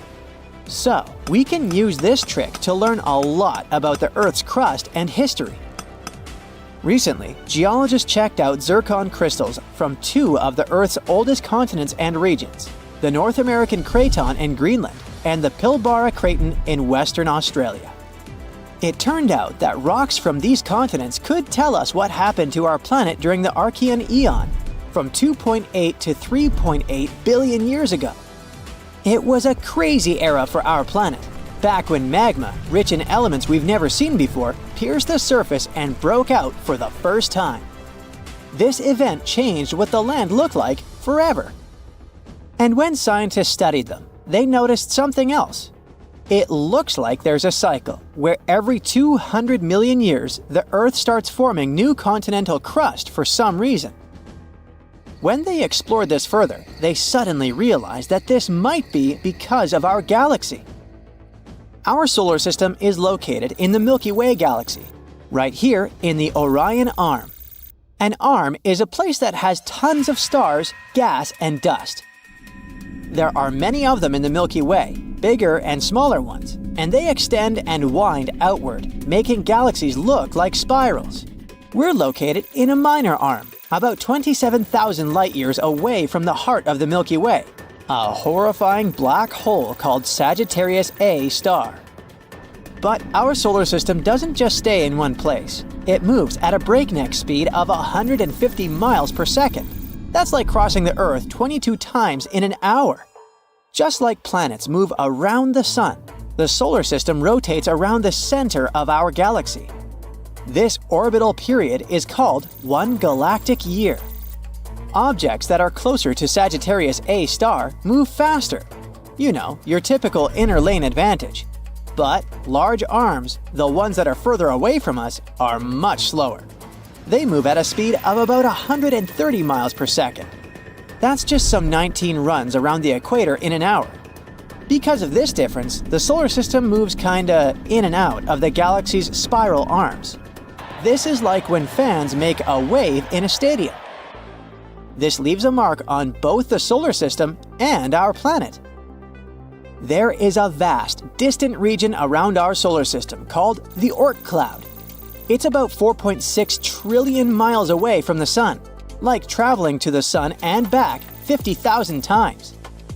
Now, the Oort cloud is filled with comets. You might not know this, but they're way more dangerous to us than regular asteroids. Asteroids come in different sizes and are usually just rocks with some metals. They don't have a glowing gas around them. They just vibe around the Sun in their main asteroid belt, somewhere between Mars and Jupiter. And if the almighty Jupiter with its crazy gravity doesn't stop them, sometimes they come down on us, causing some havoc here and there. But a comet is a small object made mostly of ice and rock. When it gets close to the Sun, it heats up and releases dust and gas. This forms a glowing cloud around it called a coma. This is what we see as a tail as the comet moves, and their consequences are much more extreme. When we complete one galactic year, the icy objects from the Oort cloud are pushed towards all our planets. And when we enter the big spiral arms of our galaxy, the rainstorm begins. Comets are much faster than asteroids. When they hit Earth, they leave huge impacts and leave giant craters. The energy from these impacts can melt huge parts of Earth's crust and mantle. The molten rock then rises to the surface, floating there. As it cools, it solidifies and forms a new crust. Over time, these small pieces of crust can merge and grow larger as more solidified magma attaches to them. Eventually, all this forms big continents. So, once in a galactic year, when comets start hitting Earth more often, they really change the Earth's structure and help create new land masses. Another proof of this is spheroidal beds. This is what we call tiny round particles created by material thrown out during impacts. When we look at them, they also match the cycle timing. Spheroidal beds on our planets formed exactly when the Earth was crossing the Milky Way's spiral arms, and most of them formed when it was just over 1 billion years old. There are many cycles that influence our planet. For example, the Milankovitch cycles, the ones that tell us how the Earth's orbit and tilt change over time. This affects the planet's climate, but this new 200 million year cycle is a whole new level. We used to believe that continents only formed because of things that happened deep within our planet. And, well, maybe asteroids influence it a little. But now it seems like the continents were born and shaped thanks to the Milky Way itself. Scientists now want to study these ancient deposits to see if it's actually true. If it is, it could mean that we're getting closer to some huge geological activity. The continents might start reshaping again, or even coming together to form a new supercontinent. The continents on our planet look like puzzle pieces that fit very well, like South America and Africa. And that's not a coincidence. Many years ago, they formed one supercontinent called Pangaea. Pangaea used to be a landmass full of unique creatures, like the giraffe-necked Tanystropheus, the toothless Lystrosaurus, and the reptile bird Drepanosaurus. But the ground beneath us is always moving, floating on magma like vegetables flowing on a super hot soup. And eventually, Pangaea broke apart. However, it wasn't the only supercontinent in our history. This coming together and then breaking apart happens pretty regularly, like with some toxic people. Usually it happens every 200 to 600 million years. So yes, all our current continents will come together again one day. We call it Pangaea Proxima, Pangaea Ultima, or simply Amasya. It could form during the next galactic year. There are many theories about how it might happen. Africa might merge with Europe, and Australia might move north towards Asia. life on Pangaea 2.0 would be challenging. People would likely have dark skin, hair, and eyes. We would all hang out near the equator and along the coasts because the weather would be nicer and calmer there. The center would be horrifying, hot and dry, filled with deserts. There would be a common language and shared traditions. In general, such an event would really bring us closer together. No pun intended. However, it would also mean that if someone starts fighting, we're all screwed. Also, all the potential health issues might influence everyone on the continent. And let's pray that there won't be any large asteroids this time, or we're definitely doomed. This, of course, the movement of the Earth's crust will lead to a lot of cataclysms. But maybe humans won't even live on Earth by that time. Our solar system is full of mysterious objects that come from, well, everywhere. In October 2017, researchers in Hawaii spotted a mysterious thing that they dubbed Oumuamua. This means a visitor from a faraway land in Hawaiian, or that's a really big cow. It followed an escape orbit. It literally escaped from its planet's gravitational pull, like throwing a ball into space, never to return. This meant that this weird thing arrived from somewhere outside of our solar system. There were tons of theories about what it was, from a simple asteroid to an extraterrestrial spacecraft. Scientists even thought it was a chunk of nitrogen ice from a Pluto-like planet. Its strange shape only added to the mystery. The big changes in the light curves showed that this thing could be either elongated like a tube or more flat like a pancake. This thing was unlike anything we've seen before. Oumuamua didn't behave exactly like a comet or an asteroid. Comets are icy and form bright tails when they pass near the sun, while asteroids are basically just rocks and don't form tails. Oumuamua has no tail and doesn't release gas, like me. But it's not your average rock either. Its surface is very shiny, almost like polished metal. When it passed by the sun, it sped up, like it had a rocket on it. And it wasn't the sun's gravity that gave Oumuamua the sudden boost. Scientists aren't sure what caused it. So what in the world was that thing? After years of study, scientists now think that Oumuamua is probably a comet with frozen hydrogen on its surface. This hydrogen reacted with sunlight, speeding up the comet and changing its path. Oumuamua likely got all that hydrogen from being exposed to tons of cosmic rays for a long time. It got some nice red tint from them as well. Oumuamua was a visitor from a young, chaotic solar system where collisions and migrations happen all the time. Such systems often toss many small objects around.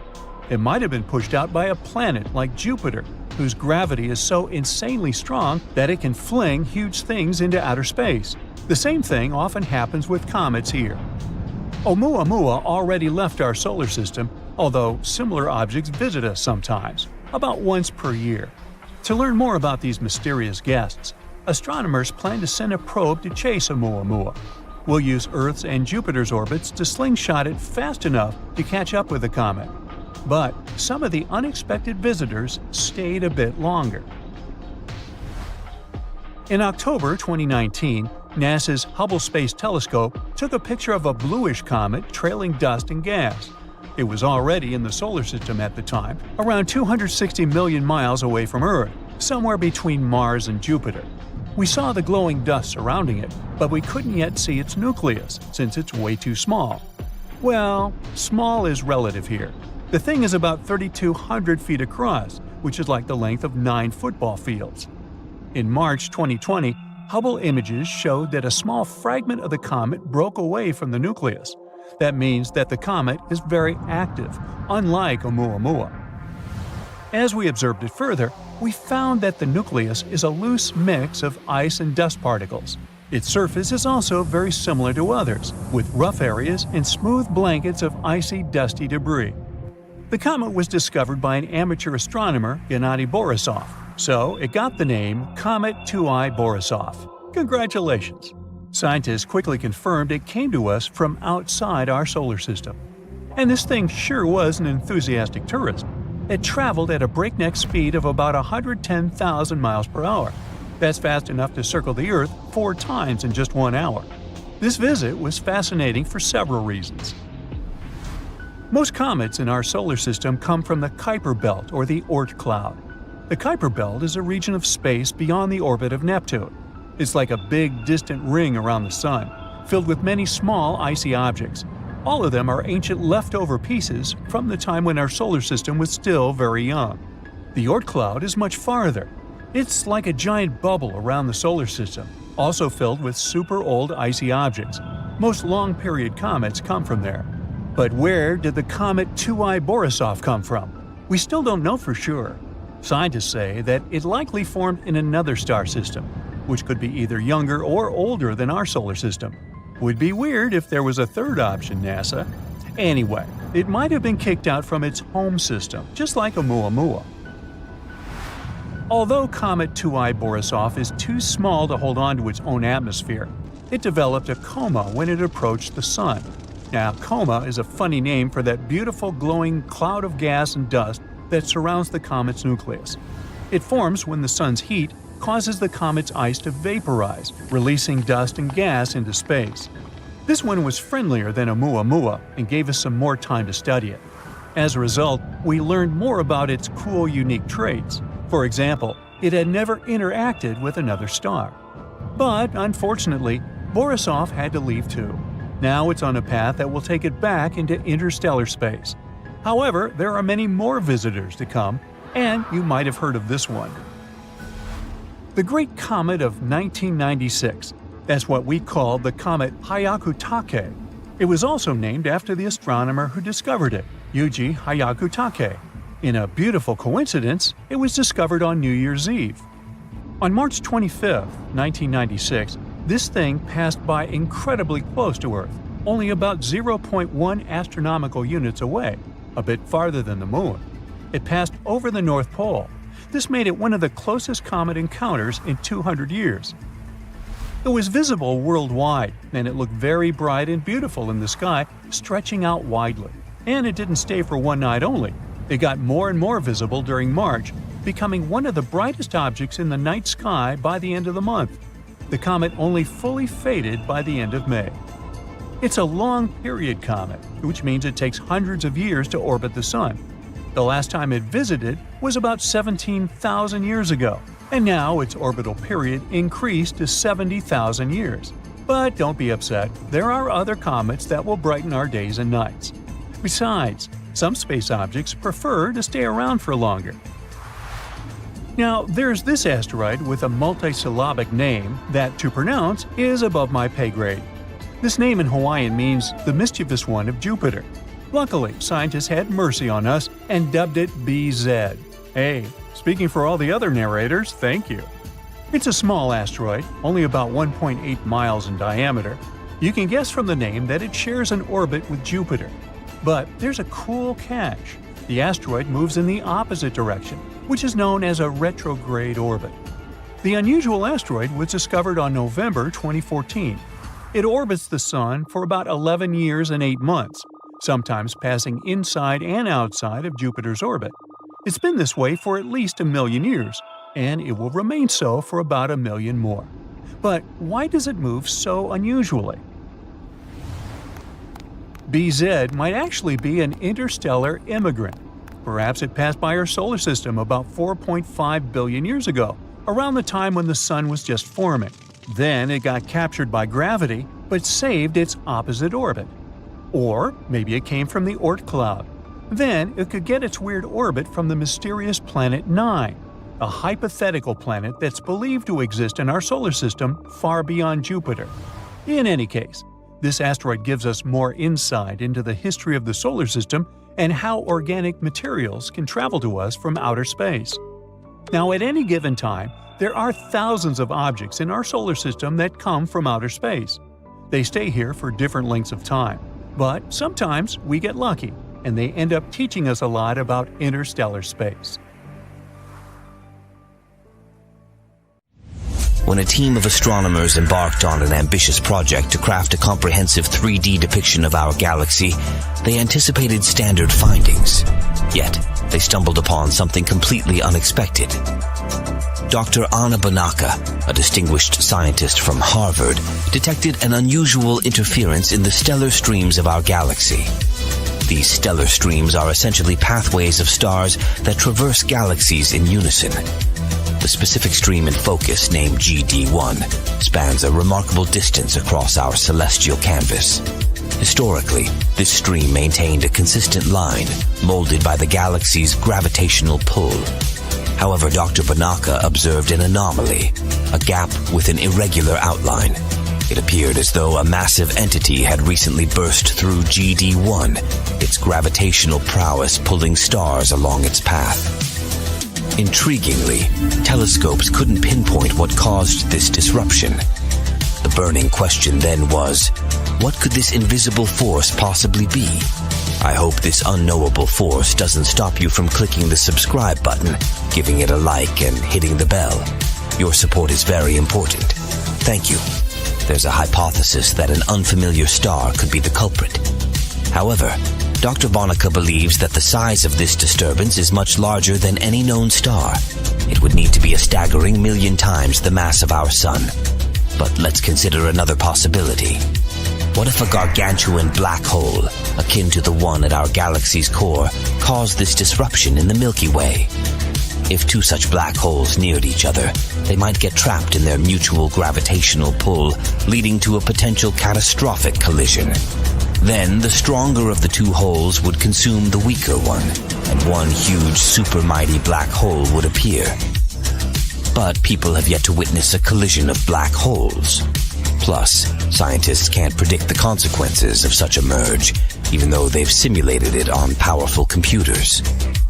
The only obvious fact is that it would produce incredible amounts of energy. Huge ripples would travel through the entire universe, bound to hit our planet eventually. Then again, two black holes in one galaxy might refuse to merge. Imagine this.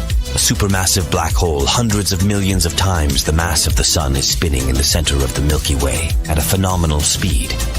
Another spinning black hole approaches ours. What do you think will happen? Right. One of the holes, most likely the intruder, will get kicked out and sent hurtling away like a frisbee flying through space. And who can guarantee that it wouldn't head toward the Earth?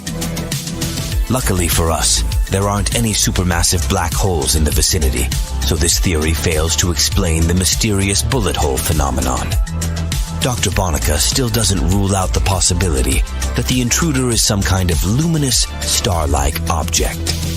After tearing a hole in the Milky Way, it could be hiding somewhere in the galaxy. But again, it seems highly unlikely because of the object's huge size. I mean, we're talking 30 to 65 light years across. In any case, predicting the location of this mysterious intruder is as challenging as guessing where your missing sock disappears to after laundry day. Speaking of things disappearing, don't let this channel vanish from your feed. Hit that subscribe button. The intruder could have been blazing fast, requiring minimal mass to cause such a disturbance in the stellar stream, or it could have been a slower, massive behemoth. Astronomers are still scratching their heads, which just goes to show that some mysteries are harder to unravel than others. It was the year 2017 when astronomers spotted a bright star hurtling out of the Milky Way. It was moving incredibly fast at a speed of 2 million miles per hour. That's almost 4 times as fast as the Sun orbits around the center of our home Milky Way galaxy. It takes our star more than 225 million years to complete one journey. Anyway, back to our star, the Wanderer. The main issue with it was that it was moving against the direction in which most stars travel around the center of our galaxy.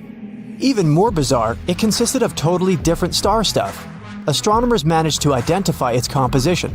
The star was made up of heavy metallic atoms. At the same time, most of the other stars consist of way lighter elements. The wandering star got the name LP-40-365. It was moving so fast that it literally dashed out of our galaxy. This made scientists believe that the space traveler was pushed out of its place by some kind of cosmic disaster, like a supernova. A supernova is the largest explosion that can take place in space, an explosion of a star. It happens after irreversible changes start in the core of a star. Supernovas can occur in 2 ways, in binary star systems and when there's a single star. Binary stars are two stars orbiting around the same center. At some moment, one of the stars, a very dense white dwarf, starts stealing matter from its companion. After some time, this thief accumulates too much matter, which causes it to explode into a supernova. Or it can be a single star nearing the end of its life. It's running out of its fuel. More and more mass is flowing into the core of the star. In the end, the core becomes so heavy that it fails to withstand its own gravity. After the core collapses, a tremendous amount of energy is released in a supernova. But astronomers still can't figure out how a supernova could send LP-40 flying. There are more questions than answers. Was it a companion star that got flung out by a shockwave created by a supernova? Or was it a piece of the exploded star? A new study based on the collected data has shown that the star, which is a white dwarf, keeps slowly rotating around its axis. Astronomers are almost sure it means LP-40 is indeed just a chunk of space debris, and not a full-fledged star. This wandering piece somehow managed to survive one of the fiercest space events. But after making such a conclusion, scientists realize something amazing. LP-40's unusual features could appear after the star witnessed a supernova. Even though this event happened lightning fast, the entire makeup of the star got changed. Most stars consist mainly of helium and hydrogen, but LP-40 is different. It contains such heavy elements as magnesium, oxygen, and neon. It must have been the supernova that added these atoms to the star's composition. By the way, astronomers consider all elements that are heavier than helium to be metals. This means that after witnessing the supernova, LP-40 became metallic. Right now, the star doesn't have its own planets, but NASA's Transiting Exoplanet Survey satellite, which is on the lookout for distant planets passing in front of their host stars and dimming them, has noticed a curious thing. LP-40 brightens and then dims again every 8.9 hours. It might mean that the star pulsates, but usually stellar pulsations are much less regular. A more plausible explanation is that the star's surface is uneven, and as it spins, sunspots are brought into and out of view. And it's great news, because after astronomers figure out how fast the star rotates, they can understand what happened to it around 5 million years ago during the supernova. Bright blue exoplanet HD 189733b looks peaceful and eerily familiar. Doesn't it resemble Earth? But this appearance conceals the planet's terrifying nature. There, the winds blow at 5,400 miles per hour. It's 7 times the speed of sound. But that's not the worst. It rains glass, sideways, in this scorching hot world. Neutron stars are ultra-dense collapsed cores of giant stars. They emit X-rays or radio waves. But in 2018, astronomers discovered a weird stream of infrared light. It seemed to be coming from a neutron star 800 light-years away from our planet. The most plausible theory is that this signal was probably produced by a disk of dust surrounding the star. But there isn't enough evidence to confirm this idea. Mercury is the fastest planet in the solar system. It zips around the sun at a breakneck speed of more than 100,000 miles per hour. That's around 40,000 miles per hour faster than our home planet. It's one of the reasons why a year on Mercury equals 88 days on Earth. Mercury is the planet that orbits the closest to the sun. That's why if you were standing on its surface at its closest approach to our star, the sun would look more than 3 times as large as it does on Earth. The Black Widow pulsar is a rotating neutron star that is munching on its partner, which is a lightweight brown dwarf star. The more material the pulsar consumes, the more slowly it spins. The energy the neutron star is losing in the process causes the companion star to dwindle. There's a stellar nursery in the constellation Centaurus, and even though this place is called a nursery, it's anything but peaceful or safe.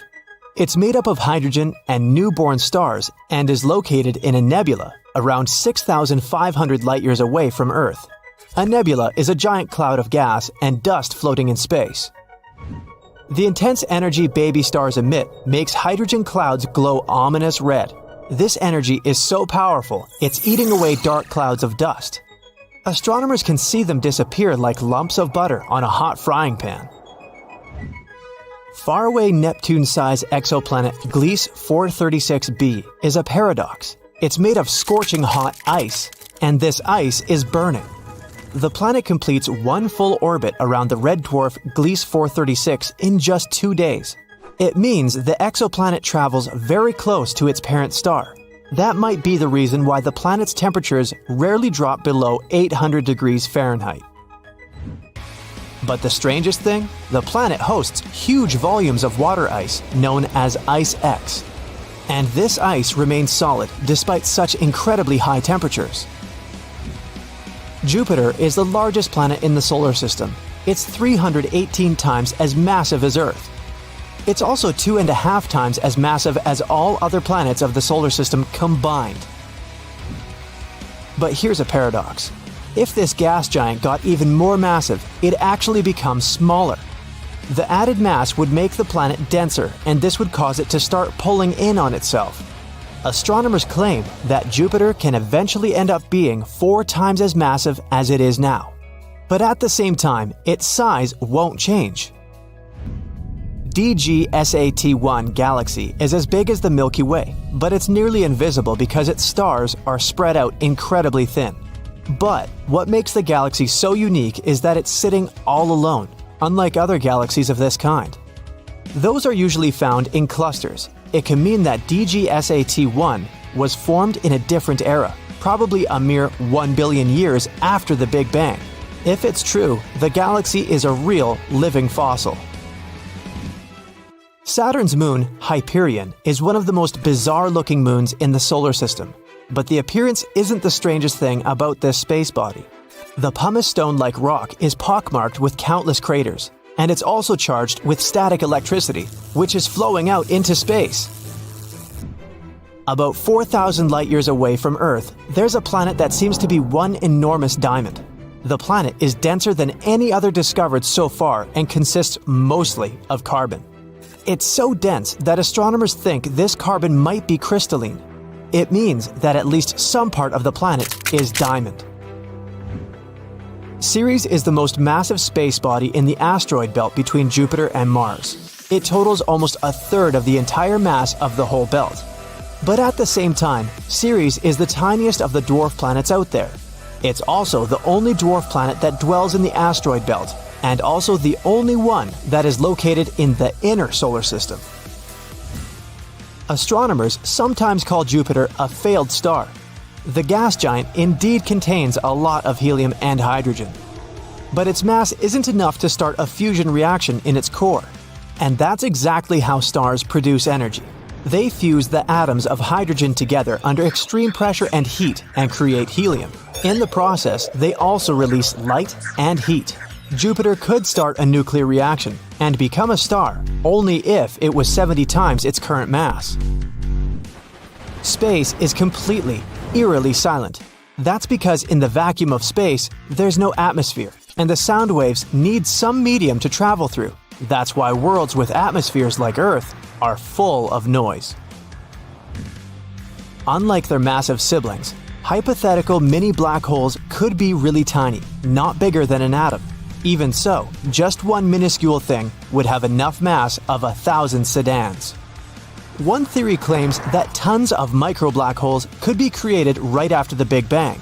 Some scientists even go so far as to say that a couple of mini black holes pass through our planet every day. Every hour, the sun sends more energy to Earth than our planet uses in a year. Even though people are now using much more solar energy than a decade ago, it's still a mere 0.7% of the world's annual electricity usage. There might be moons orbiting other moons, but astronomers haven't agreed on this theory yet. Planets orbit stars, moons orbit planets. But why can't there be moons, also known as submoons, moonettes, and moons? Researchers claim that moons could exist, but the host moon has to be massive enough and the moon small enough. There must also be a large distance between these moons and the host planet. Jupiter is the most massive planet in the solar system. This means its gravity is also the most intense. It's 2.5 times as great as what we have on our home planet. Once, the gas giant's gravity even tore apart a large comet called Comet Shoemaker-Levy 9. Then the planet eagerly swallowed the chunks of the former comet. If you were standing at the equator on Mars, the temperature at your feet would feel like that of a warm spring day, but your head would be literally freezing. Lost in space and drifting through galaxies, rogue planets were once flung away from their parent stars, but one of them, floating 200 light-years away from Earth, is different from the rest. It's a planet-sized object with a magnetic field 200 times stronger than that of Jupiter.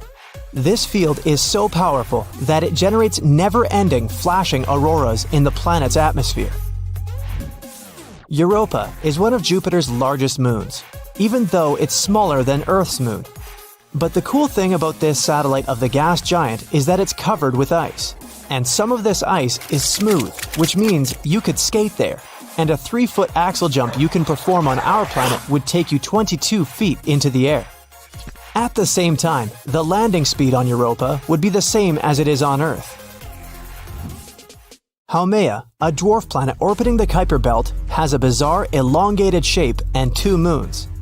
The day on this planet lasts 4 hours, making it the fastest spinning large object in the solar system.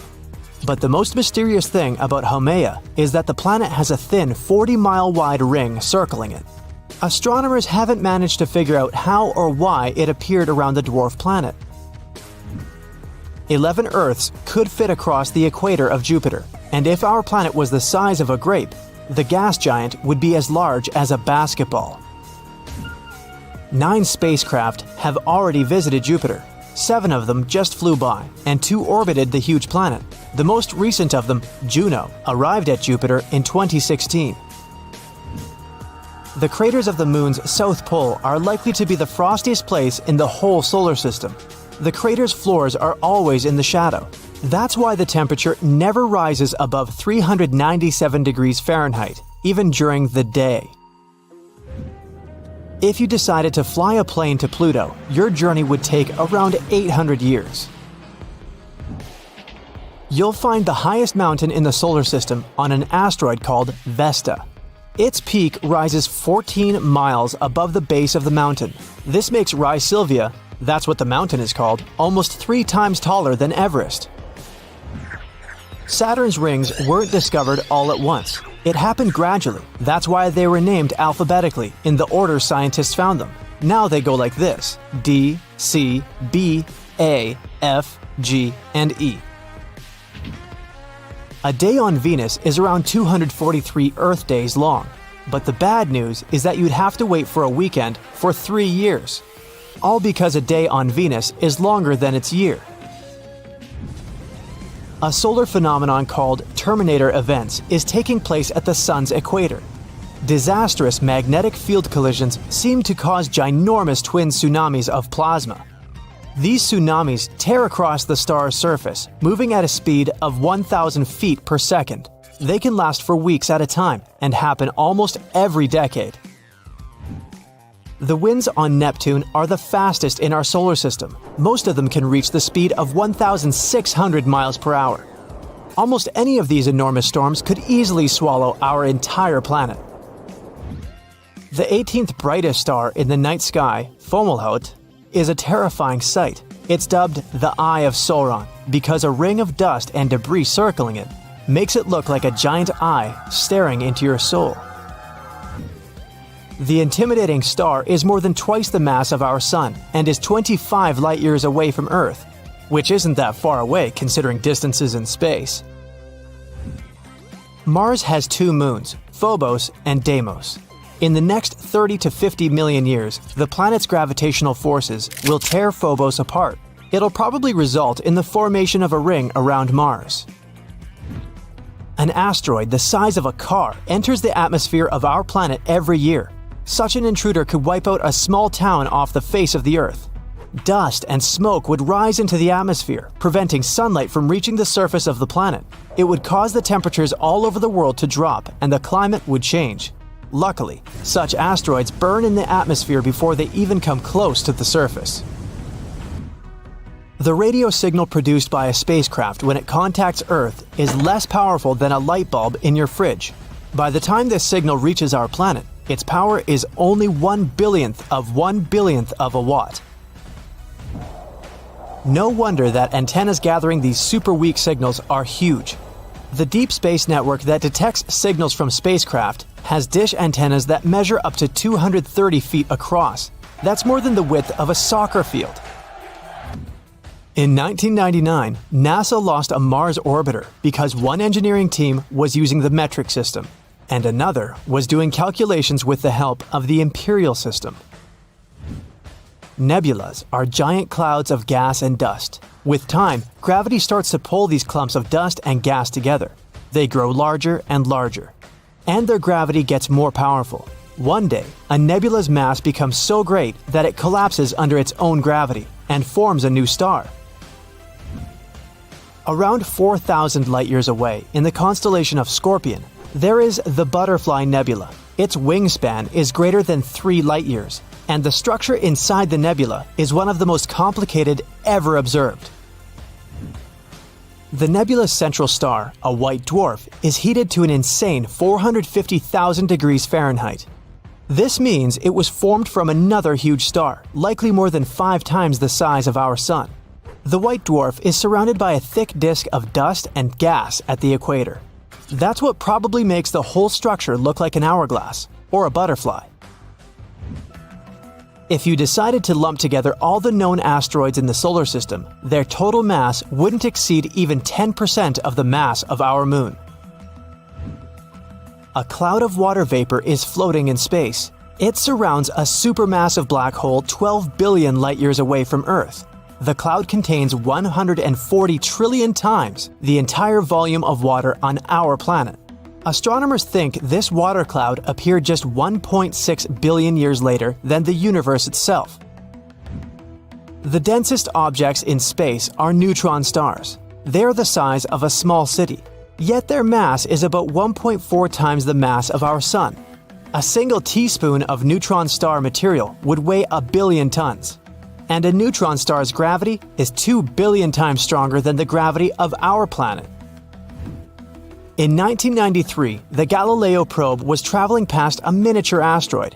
It was no more than 20 miles across, and still, the tiny thing had a 1-mile-wide moon. Astronomers have discovered tons of moons orbiting minor planets in the solar system since then. We live inside the Sun. The star's atmosphere stretches way beyond its visible surface, and our planet is well within its reach. That's how the gust of the solar wind creates such a breathtaking phenomenon as the northern and southern lights. When astronomers started a project that was organized to create a detailed 3D map of our galaxy, they didn't expect to find anything surprising. But that's exactly what happened. Earlier in that year, Harvard scientist Dr. Anna Bonacca noticed a weird disturbance in our galaxy's stellar streams. A stellar stream is a line of stars that are moving together through galaxies. The stellar stream we're talking about is called GD1, and it's stretched in an impressive line across our sky. This stream used to be a cohesive line, stretched by the gravity of our galaxy. One day, Dr. Bonacca noticed a gap in it, and this gap had a strange, ragged edge. In fact, it looked like something terrifyingly huge recently plunged through the stellar stream. The sheer force of this object's gravity was so great that it managed to drag stars in its wake. The most shocking thing was that the telescopes simply failed to find the source of the damage. But then, what could this unseen bullet be? One theory suggests that the intruder is a stray star. But, according to Dr. Bonacca, the hole is way bigger than any existing star. It'd have to be 1 million times more massive than our Sun. Okay, so what if the hole in the Milky Way was torn by a supermassive black hole, like the one that dwells in the center of our galaxy? If these two black holes got too close, they wouldn't be able to escape each other's gravity. A collision might be inevitable. Then the stronger of the two holes would consume the weaker one, and one huge, super mighty black hole would appear. But people have yet to witness a collision of black holes. Plus, Scientists can't predict the consequences of such a merge, even though they've simulated it on powerful computers. The only obvious fact is that it would produce incredible amounts of energy. Huge ripples would travel through the entire universe, bound to hit our planet eventually. Then again, two black holes in one galaxy might refuse to merge. Imagine this. A supermassive black hole hundreds of millions of times the mass of the Sun is spinning in the center of the Milky Way at a phenomenal speed. Another spinning black hole approaches ours. What do you think will happen? Right, one of the holes, most likely the intruder, will get kicked out and sent hurtling away like a frisbee flying through space. And who can guarantee that it wouldn't head toward the Earth? Luckily for us, there aren't any supermassive black holes in the vicinity, so this theory fails to explain the mysterious bullet hole phenomenon. Dr. Bonacca still doesn't rule out the possibility that the intruder is some kind of luminous, star-like object. After tearing a hole in the Milky Way, it could be hiding somewhere in the galaxy. But again, it seems highly unlikely because of the object's huge size. I mean, we're talking 30 to 65 light-years across. In any case, it's hard to predict where it would have ended up if it were a luminous object. The intruder could have been moving at an incredibly high speed and wouldn't have to be very massive to tear a hole in the stellar stream. Or it could have been moving more slowly, but be very heavy. But the astronomers don't know which option it was. That's why it's next to impossible to predict where it ended up.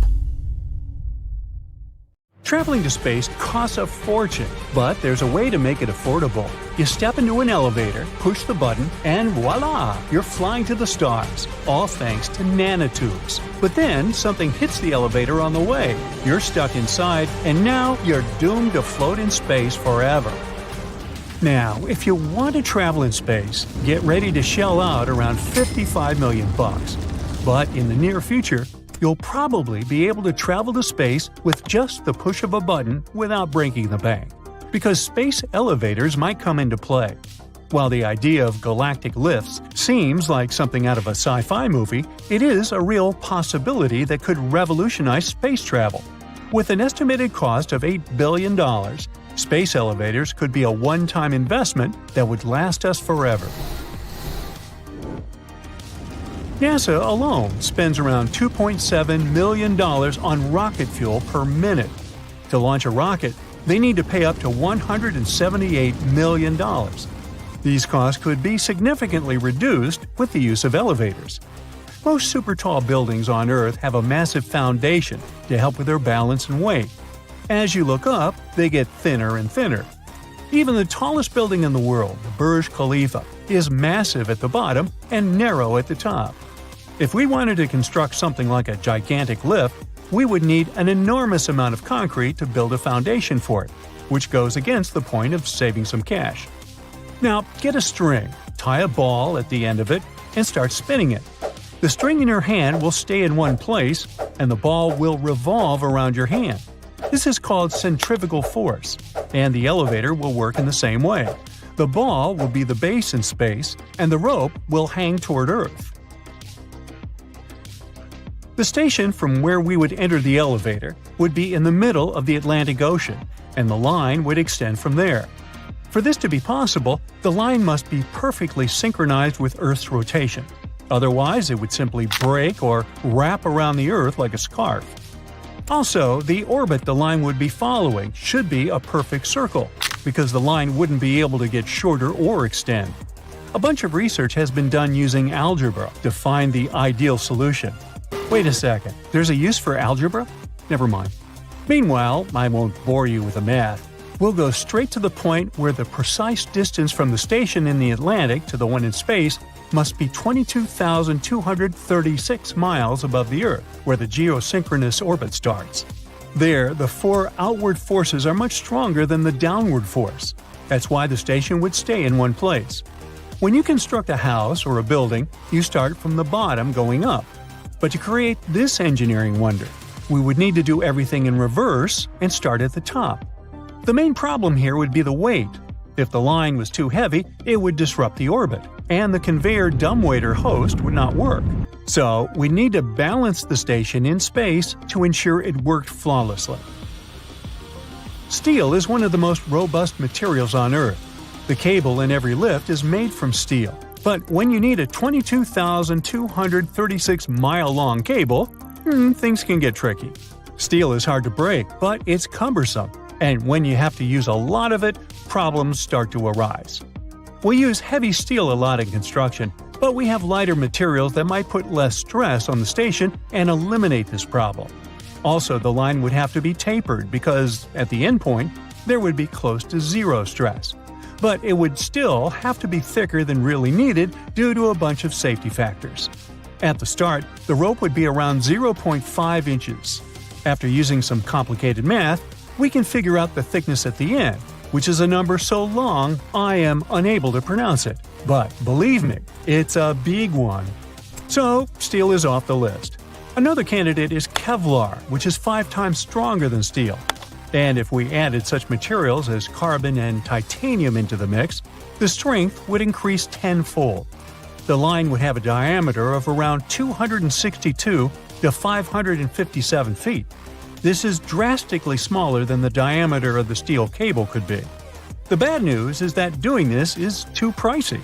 So if we don't find the ideal medium to build a cable, the idea of the space elevator will just be a massive waste of time. If only we had some magically light material with a power of 60 gigapascals, which would have a taper ratio of 1.6. Oh wait, we actually do have this unique material. It's called carbon nanotube. It has a strength of 130 gigapascals, which is much more than we need. Nanotubes are made out of carbon and are 100,000 times thinner than a human hair. This material is solid and has good conductive power, which is possible thanks to its unique atomic structure. We use this product in many things, from batteries to optics, and it can be modified entirely and adapted for more uses. Bradley Edwards is the guy responsible for this crazy idea. NASA was looking for new innovations, and they said, "Don't do anything too crazy and start building a space hoist." I guess Bradley took this as a challenge and started working on the elevator. Edwards wrote a paper about a galactic conveyor.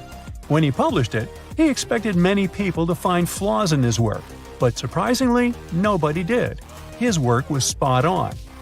He came up with the idea of strapping a nanotube line to a rocket and launching it into space. The other end of the rope would fall onto Earth, and robots would use this rope to climb up and make it longer, so we could start building an elevator space station. After this, the elevator could start transporting everything, from solar panels to tourists. In the future, space tourism could be totally possible. Who knows? We might even go on vacations in space. Hey, looking for some atmosphere for your getaway? Well, don't come here, we don't have any. Oops, probably not a good advertising slogan, huh? Meanwhile, a couple of years ago, we could only create microscopic carbon nanotubes. But as time went on, much more research was done to make them bigger. Now they reach up to a few inches. In 20 years, they could be miles long. Carbon costs $28 per ounce. If we do the math, we would see that we would need around $1 billion to build a lift. Yeah, it sounds expensive, but it's a long-term solution to space travel, and it can actually save us a lot of money in the long run. Now, everything looks perfect on paper, but NASA's main reason why they chose not to go along with this project is that right now there are probably more than 128 million objects floating in orbit, and they might pose a real threat to the elevator. The lift could be made to withstand a few hits now and then, but getting hammered non-stop is not part of the plan. Still, Bradley argues that tons of monitoring devices track space debris. Thus, the elevator could avoid them all. Now, if something hit the elevator or the line somehow broke, the consequences would not be too bad. If there were no passengers on board, of course. If the line got cut, the elevator would simply float away into space, posing no threat to people on Earth. In Japan, engineers are trying to build a space elevator. The lift could be used for space mining, too. We could easily cover the cost of the entire elevator by collecting asteroids, because some of them are made of expensive metals. We could mine them and quickly bring them back to Earth. So, dark matter is a mysterious substance that makes up about 85% of the total matter in the universe, yet we can't see it or touch it. The regular matter that we're used to forms stars, planets, and everything around us. But dark matter doesn't emit, absorb, or reflect light, which is why we can't even see it. We don't even know if it actually exists. The reason why we believe in dark matter is because it leaves gravitational effects on galaxies and other cosmic objects. For example, spiral galaxies spin in a way that doesn't match the law of physics we know. According to our current knowledge, the outer edges of these galaxies should slow down, but they don't. They either keep the same speed or even speed up. It also seems to be acting like an invisible glue that holds galaxies together. If dark matter didn't add some invisible gravitational mass, the galaxies would literally break apart, not being able to hold stars together. But even though it's fundamentally important for our world, we still don't know exactly what dark matter is made of. This has been going on for years. Some experiments saw hints of it, but no one's been able to prove it beyond a doubt. Maybe the future circular collider will be able to find it. There's a mysterious force in space that seems to be pulling our entire galaxy, along with many others, toward it. This force is known as the Great Attractor, wink wink. It's a crazy massive region in space, about 10 million billion times the mass of our Sun, with a super powerful gravitational pull. Scientists think it might be a supercluster of galaxies, but they're not sure. The problem is, we can't see it directly because it's hidden behind the Milky Way, while the Milky Way itself, horrifyingly, is moving toward it at a speed of about 370 miles per hour. Now, just like with dark matter, we only know it's there because of how it affects the movement of galaxies around it. These galaxies are being pulled toward this region, even though, since the universe is expanding, they should be moving away from each other. What's even weirder is that this great attractor might itself be moving toward something even bigger, the Shapley supercluster. It's the largest concentration of galaxies in our nearby universe. In 2017, astronomers discovered a strange object called Oumuamua. This was the first known visitor from another star system. The thing was quite small, from about 330 feet to about 0.6 miles long. It was also long and thin, had a reddish color, and moved in a very unusual way. As it passed by the Sun, it unexpectedly sped up and then left our solar system just like that. Tons of theories started sparking up. It was too weird looking for an asteroid. Scientists thought it might be a comet, but it didn't have the usual traits of one, like a tail of gas and dust. Eventually, some scientists even started to suggest the wildest theories, like it might be an extraterrestrial probe. People have been making a huge fuss about Oumuamua ever since. But after a while, it turned out it was just a natural object with unique properties. It was probably a fragment from a distant star system, like a piece of a disintegrated comet or even a chunk of a planet. But Oumuamua caught everyone's attention so much that in 2022, astronomers even proposed to send a spacecraft to catch up with it. This mission could take about 26 years. Hey, stay tuned. Now, as for extraterrestrial creatures, where is everyone? There's this thing called the rare Earth hypothesis that suggests that life as we know it is actually super rare in space. In the 70s and 80s, scientists argued that Earth is just an ordinary planet in an ordinary solar system. If we look at it this way, life should be widespread across the universe. It seems unreasonable to think that with trillions of planets out there, there will be no planet like ours anywhere. But then, a geologist, Peter Ward, argued that the development of complex life like ours depends on a very rare combination of things. The history of the planet, with all of its astrophysical and geological conditions, should line up perfectly for complex life to develop. So, just think about it. Being in the right zone of the galaxy, on a good distance around a stable star, a rocky planet with water and the right temperature, emergence of molecules, monkeys deciding to walk, and so on. This would explain the Fermi paradox, which asks, if extraterrestrial life is common, why haven't we seen any signs of it? Well, the rare Earth hypothesis explains it. The universe might be full of plants, extraterrestrial critters, and fun animals. But would there be an intelligent species like humans? That's another story. As for humans being intelligent, that's another matter. Dark matter? And even if they do exist, we could be incredibly far away from each other. That would make communication or contact with other intelligent species very unlikely. Now, there's another similar theory called the Great Filter. This idea says that there might be a big obstacle somewhere along the path from microbes to advanced civilizations. It was the idea of the economist Robin Hanson. He also believed that maybe intelligent life, as we know it, isn't that common in the universe, although he assumed it's not because our planet was the result of tons of unique conditions, but because there must be some sort of filter that reduces the chance of life progressing to our point. Who knows where this filter is? It might be in the stage of early microbes, which means that we managed to get through it or somehow ahead in the future, which means we might go extinct like many other species before us. Well, maybe in the next stages, such as colonizing other planets and the galaxy, are much harder, if not impossible.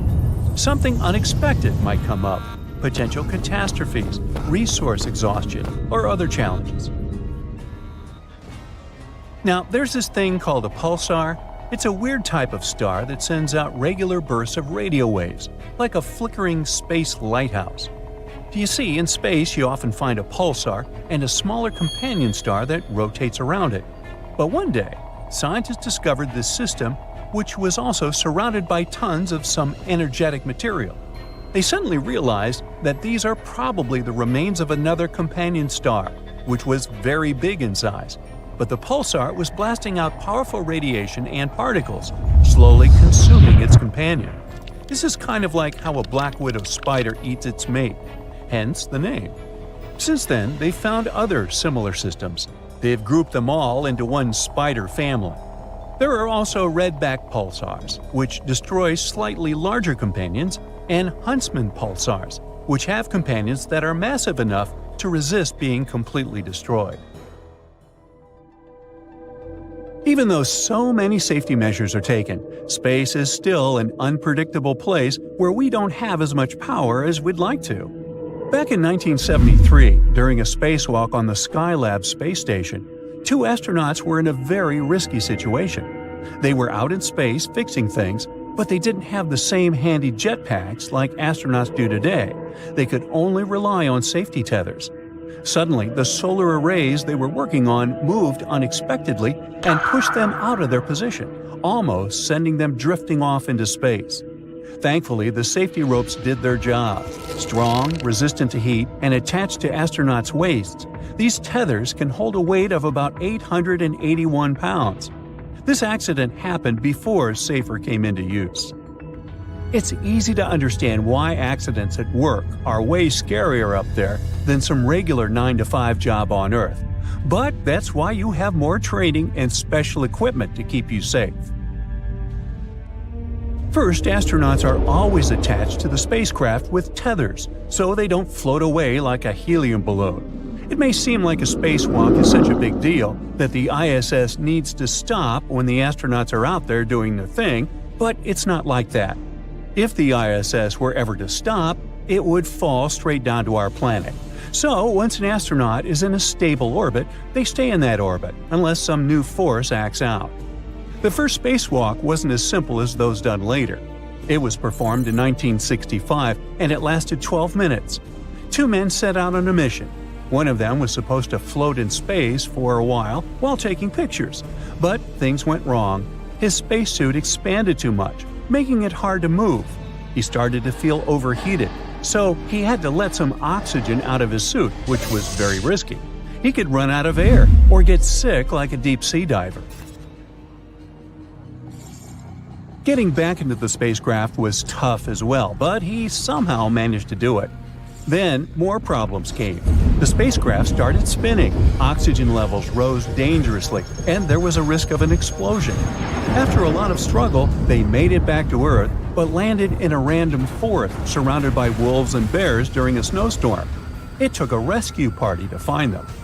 Not a very encouraging story to listen to while you're waiting to go out.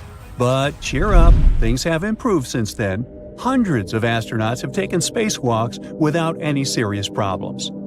So here you are, whizzing right along with the giant ISS. Your first spacewalk goes almost flawlessly, so you can enjoy the view a bit. It's hard to control the way you move, but tethers still do their job, so you can focus on your task. Until you realize they failed. How did they untie? You notice you're floating off in some random direction. There's nothing you can hold on to. Your body is weightless, and it has started to spin around. It's so frustrating when you can't take control of your movements. An astronaut named Scott Kelly described this unpleasant feeling in his book Endurance. He was turning around and upside down in the darkness and could see nothing but what was right there in front of his face. It was like a scuba diver floating in murky waters, totally disoriented, with no way of telling which direction was wrong and which one could be right. In space, you can't kick or flail to change your course. It might be fun floating inside a spacecraft with zero gravity, playing and fooling around, but seeing just the endless void filled with stars in the distance and knowing what could happen makes it frightening. And now you're getting closer to Earth's atmosphere. It might seem like the safest option because it makes you feel like you're going home, but in reality, you better hope you'll change direction. If your angle and speed are wrong, you might re-enter the planet's atmosphere and burn up. Not a good deal. NASA trains astronauts for such situations, so you know what's your next step: activating an emergency jetpack called SAFER. This tool is designed to help you stabilize and move in space. You don't even need the tethers. You can control the movements of your jetpack with a small joystick. Finally, all those hours of playing video games will pay off. These jetpacks became an inevitable part of the spacewalk package almost 30 years ago. So far, no astronaut has had to use one during a spacewalk. Whew! You're back on track, and you're moving away from Earth's atmosphere. You're getting closer to the ISS, flying manually. Oops! These jetpacks have one big flaw. They have a limited amount of fuel, and your SAFER has just run out of it. Okay, take a deep breath. One of the most important things every astronaut has to learn is to be prepared for literally anything.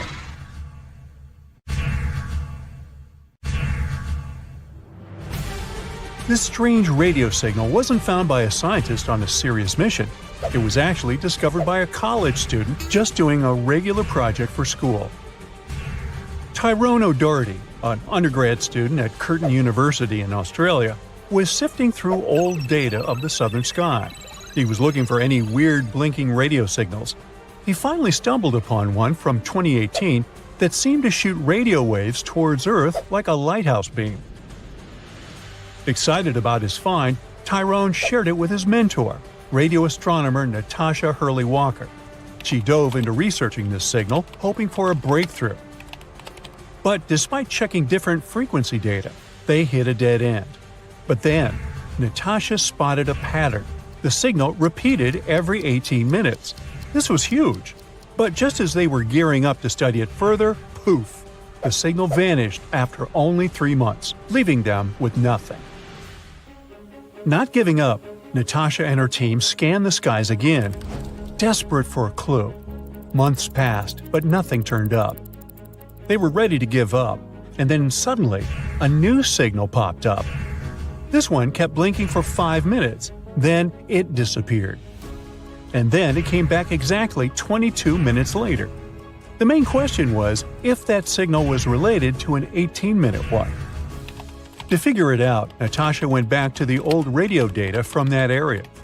As they dug deeper, they realized that yes, and these signals aren't anything new. They'd been beaming towards Earth for 35 years. Back in 1988, Indian and American telescopes had caught them, but they got buried under tons of other data. This was great news for space explorers because it meant they could now calculate how far away this mysterious object was. After doing the math, they figured out it was incredibly far, even on a space scale, 15,000 light-years from Earth. Now, the only thing left to uncover was what exactly this object was. Walker and his team started comparing it to all the known radio-emitting objects out there. Yet its source remains a mystery. The signals still pop up every 22 minutes on NASA screens, always ending with a frustrating "match not found" message. The scientists called it J183910. Some think that the signal might come from some extraterrestrial beings. Maybe it's the signal that SETI, the search for extraterrestrial intelligence, has been waiting for. This project has been working for over 50 years, trying to find any evidence of life beyond Earth. They also scan the skies for radio waves, laser pulses, and other mysterious signals. So maybe it's a way for extraterrestrial folk to communicate their location. Over billions of years, the surface of the Moon has been hit by asteroids and comets, causing bits and pieces to constantly break off from the impacts. Because of this, all the surface material is pretty loosely packed. So when there are quakes, slopes in the same area can become susceptible to landslides or new faults opening up. Future settlements located too close to these unstable slopes could put everyone living inside these lunar bases at risk. Moon dust adds another layer of complexity because, without erosion or water to smooth it out, it can harden to the point of being as tough as glass. If we really want to understand how dangerous moonquakes might be for people living and working on the Moon in the future, space agencies still need to map out and get new seismic data, and not just from the South Pole, but from the entire satellite. In 2025, the Farside Seismic Sweep Mission, or FSS, plans to deploy two of the most high-precision seismometers ever built to the Schrödinger crater, which is located on the dark side of the Moon. Finding out what's happening on the ground there is crucial for understanding the complex lunar structure and its internal dynamics. Scientists are still trying to figure out whether the lack of recorded seismic activity on the far side of the Moon is due to current instruments not being capable of detecting it, or if it's due to some kind of interference from melted material in the mantle. Once they have this answer, it will be easier to fully understand the phenomenon of shallow moonquakes and assess their implications for future neighborhoods on our natural satellite. Now, you may have heard that Earth is also shrinking, but it's a different process. Basically, the Moon is getting smaller mainly because its core is cooling down naturally. The Earth's core is cooling too, but our planet got its crust with tectonic plates, unlike the Moon, which only has one plate. So the energy from Earth's core shifts those plates around or comes through volcanic eruptions. Earth is actually losing mass overall due to atmospheric loss. Our planet loses about 100 million pounds of mass per year, mostly from a leaky atmosphere.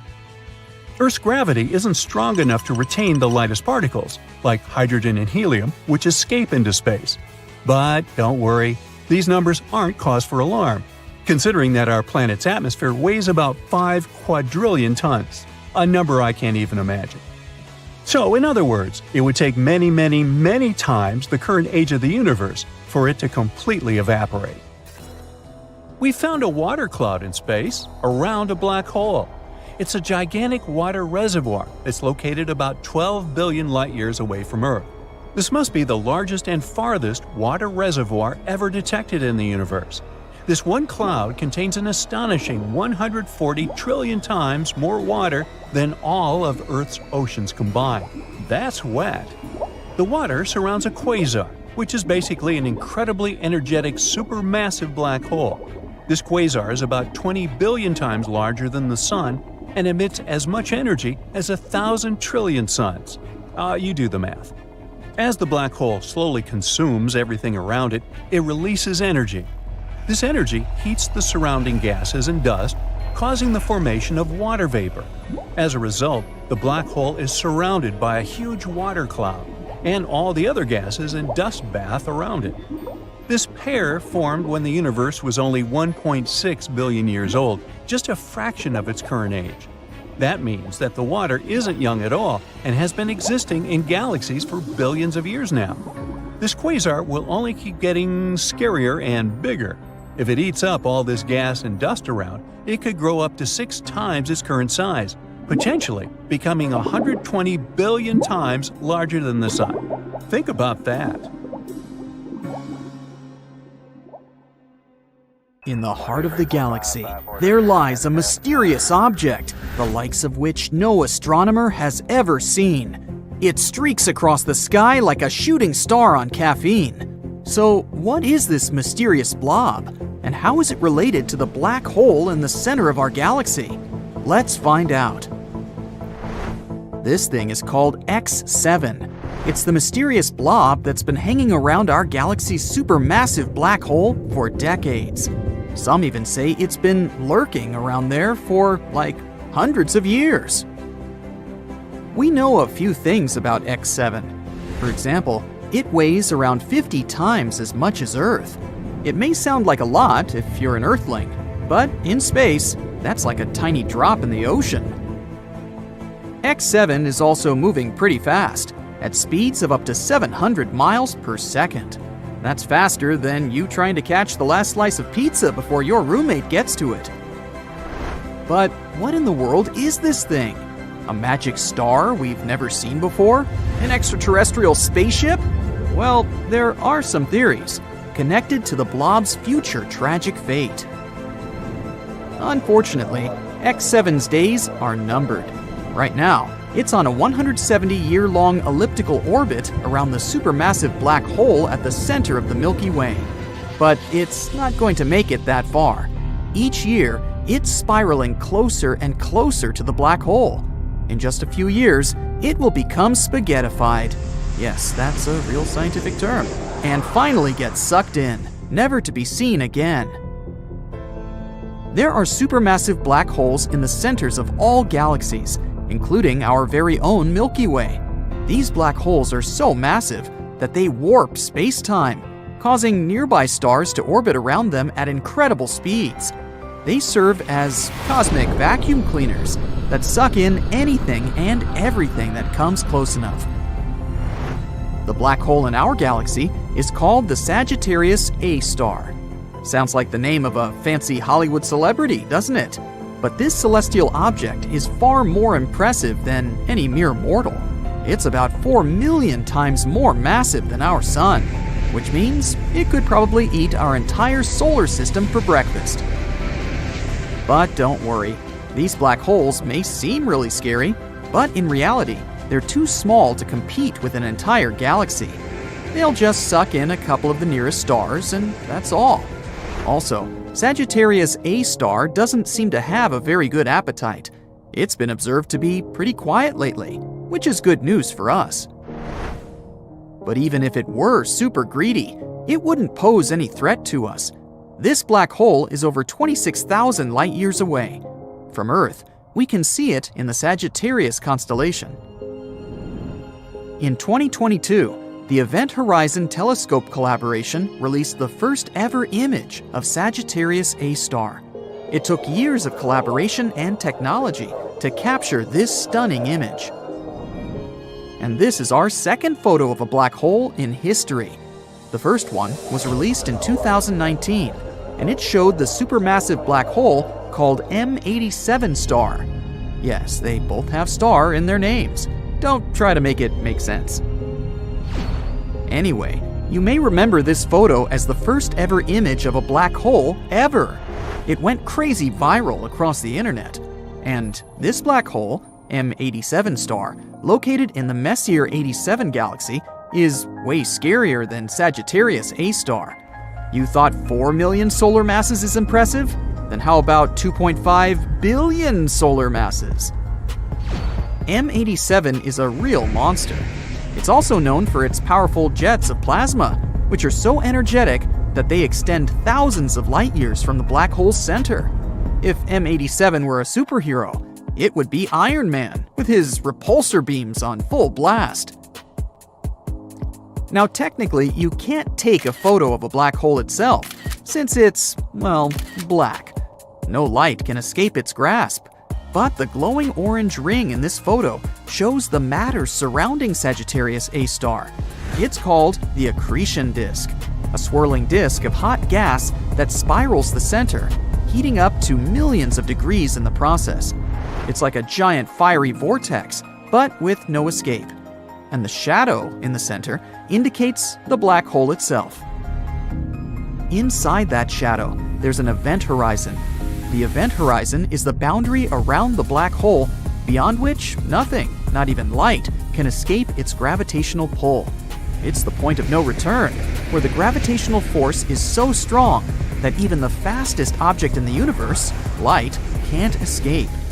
Once you cross the event horizon, you're doomed to fall toward the center of the black hole, where the laws of physics as we know them break down. And this is exactly the fate that awaits our unfortunate X7. Right now, the pure blob is getting stretched and yanked by powerful tidal forces. By the way, before it meets its untimely demise, X7 is expected to put on a bit of a show. Its closest approach to the black hole, called periastron, is projected to happen in 2036. And when it finally gets torn apart by the Sagittarius A star's gravitational forces, there may be some cool fireworks to see. But this is not the most important thing. The funny part is, X7's future end may help us finally understand what the heck even is this thing. A team of scientists have been studying how a strange blob orbits the black hole. And that's when they discovered that X7 has stretched to almost twice its initial length. And what does that mean? Well, it suggests that X7 is most likely made of debris ejected during a recent collision between two stars.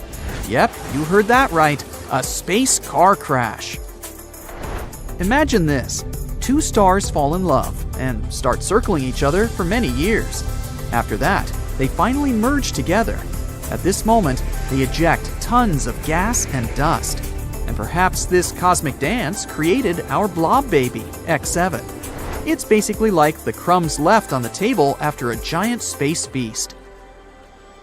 Something like this is actually pretty common, especially around black holes. It's like a galactic fender bender that sends debris flying everywhere. Actually, the universe is full of mystery blobs. They're called the G objects. No, they're not the G-men from Men in Black, but they're just as mysterious and elusive. These guys have been puzzling astronomers for more than 20 years.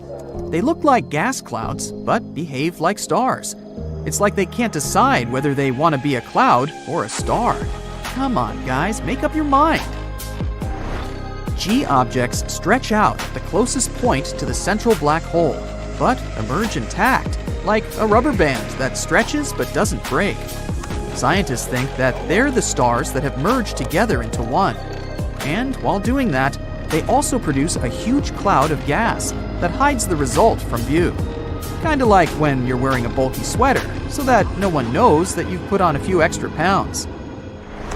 And then a study published in 2021 found that one of these objects, G2, was actually a molecular cloud concealing 3 baby stars. Talk about a plot twist. But X7 is the black sheep of the strange blob family. It's significantly different from the G objects, like the weird cousin you see once a year at family gatherings. Its evolution has been more dramatic. Also, it's not being held together by a mass lurking in its center. So what is it being held together by? Pixie dust? Magic? We need answers! That's why scientists believe that X7 isn't a G object itself, but debris left from it. Or maybe not. We have no idea. The possibilities are endless, and that's what makes astronomy so exciting. So let's keep our eyes on the skies and see what other strange objects are out there. Who knows? Maybe we'll discover another mystery blob, and this time it's going to be a spaceship. Now that would be awesome. How about going deep, deep into the past? To the times before humans existed, before the infamous asteroid hit Earth, wiping off 3/4 of life forms on the planet, even before the sun ignited or galaxies appeared in the darkness of the cosmos. So, before light could even shine, there was the Big Bang. It happened 13.8 billion years ago. But what was before that? Some scientists are sure that there was no before. Time started ticking as soon as the Big Bang occurred. We're unlikely to ever figure out what reality was like before that, if any. This is beyond human understanding, but there are those who disagree. Some unconventional scientists theorize that just a moment before the Big Bang, all the energy and mass of the nascent universe could be compacted into an insanely dense but still finite speck. Let's imagine it as a seed of a new universe. And this seed, a chunk of essential material, compressed and hidden in a protective shell, was created nowhere else but inside a black hole. Black holes spin incredibly fast, probably close to the speed of light. Such a spin can give the tightly compacted seed a ginormous amount of torsion. So the seed isn't just tiny and extra heavy, it's also compressed and twisted, which means that it can suddenly unspring with a big bang. Now, let's say you add up the energy and mass of all the particles the visible universe contains. And then you try to figure out the answer to the following question. How big could the event horizon of a black hole with the same mass be? The event horizon is the point of no return. Once you cross this invisible line, there's no way back, even for light. But let's get back to our question. Shockingly, such an event horizon would be very close in size to the actual horizon of the observable universe. There's also this idea that became well known thanks to Stephen Hawking. According to it, every time a black hole appears in our universe, it probably gives rise to a baby universe. But you would only be able to visit such a universe if you crossed the event horizon and plunged inside the black hole. And as you know, once you did it, you wouldn't be able to return. In other words, right now, we might be living in a baby universe. But if some outsider is observing us at the moment, our world looks to them like a regular black hole. So in short, there could be a very old mother universe that forged a seed inside a black hole. This seed had its big bounce all those billions of years ago, and as a result, our universe came into existence. But even though since then it has kept growing and expanding, we might still be hidden behind the event horizon of our home black hole. There's also another idea. According to string theory, there's a multiverse of universes. Imagine our universe as a soap bubble. This bubble keeps expanding, and we live on its surface. String theory claims that our bubble isn't unique. There might be other bubbles out there, and all these bubbles move around, collide, sprout, or bud baby bubbles. In short, live their life. If we follow this theory, we might suppose that black holes are one-way doors between universes. And if you accidentally tumbled down the black hole in our home Milky Way galaxy, you'd end up in another universe. Or rather, not you, but what's left of you after falling through the insane weirdness of the black hole. In this case, this second universe wouldn't be inside ours.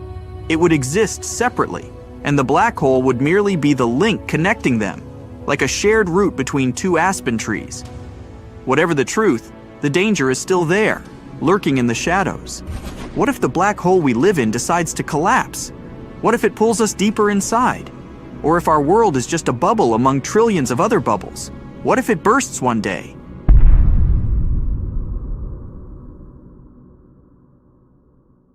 You might think falling into a black hole is as easy as falling into a giant pit. But boy, is it a whole different ballgame. To actually fall into a black hole, you would need some incredible luck and a dash of wizardry. Moreover, if you were watching something fall into a black hole, you wouldn't even see it. Why? Well, let's try to understand the magic of physics. Falling into a black hole is really tricky. First of all, to even have a chance of doing this, you would need to aim perfectly and start your journey from very far away. It's like trying to hit a tiny target from a long distance. That's because black holes exist within galaxies, which are filled with other objects like stars, planets, and gas clouds. These objects have their own gravitational forces that can influence the path you need to take. It's like you have to carefully navigate through the room, avoiding bumping into others or getting pulled off course by their movements. In a similar way, when falling into a black hole, you need to navigate through the influences of other celestial objects. As you get closer, things get even more complicated. Making even the tiniest change in direction would require a tremendous amount of energy that you wouldn't be able to generate. It's like trying to steer a spaceship with no fuel left. This is because the black hole's gravitational pull is immensely strong. Once you pass the point called the event horizon, there's no coming back. You wouldn't be able to control anything. Now, even if you somehow manage to get on the right path and avoid all the obstacles, there's still a dangerous situation waiting for you. The intense heat and energy around the black hole, called plasma, would fry you as you get closer. So, you would need some impossibly strong protection to get even close to it. But not only is it nearly impossible to fall into a black hole, it's also impossible to see someone falling in it. Why? Let's find out. Imagine you're standing far away from a black hole, watching something getting closer and closer to the event horizon. As this thing, let's say it's a spaceship, falls into the black hole, two very strange things start happening. First, the color of the spaceship will change. You see, the gravity near a black hole is incredibly strong, much stronger than anything we experience here on Earth. This intense gravity affects everything around it, including light. Now, light has this fascinating property where it carries energy. But when light gets close to a black hole, the powerful gravitational pull starts sapping away its energy, kinda like stealing it, making light weaker.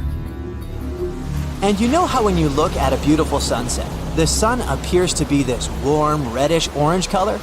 Well, that's because when sunlight travels through our atmosphere, it scatters and loses some of its higher energy bluish colors, leaving behind the redder ones.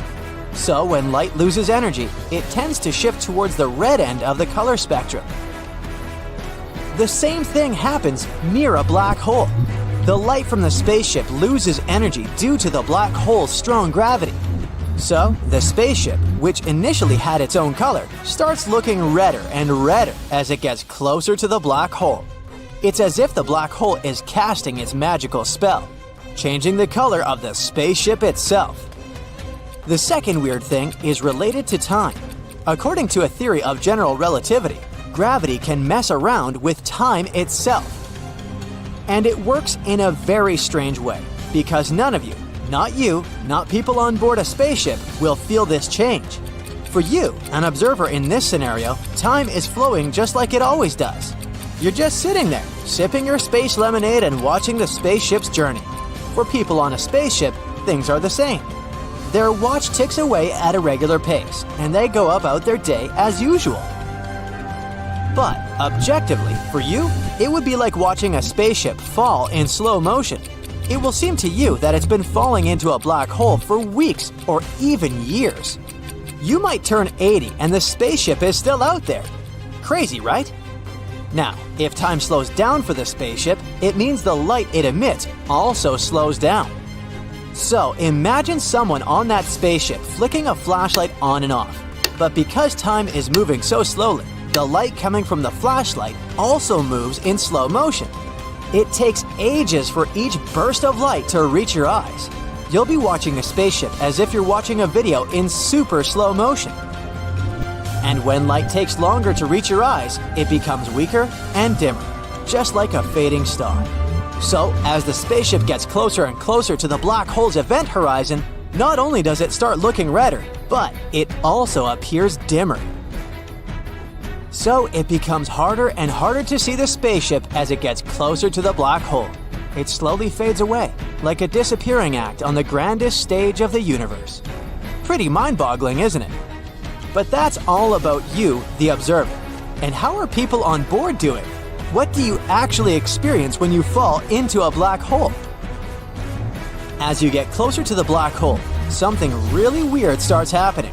The gravity near the black hole is so powerful that it stretches and warps everything around it. So the difference in gravitational pull between your head and feet becomes significant. This difference creates a tidal force, which stretches your body like a long, thin shape. It's a process that's scientifically called spaghettification. Essentially, you would be stretched into a human noodle. Being turned into spaghetti might sound fun for a pasta lover, but it's definitely not so great for an astronaut. Meanwhile, colors around you begin to warp and distort, creating a dazzling light show. It's like riding a roller coaster through a rainbow tunnel. Twists and turns, flashes and sparks. It's an exhilarating, mind-bending experience.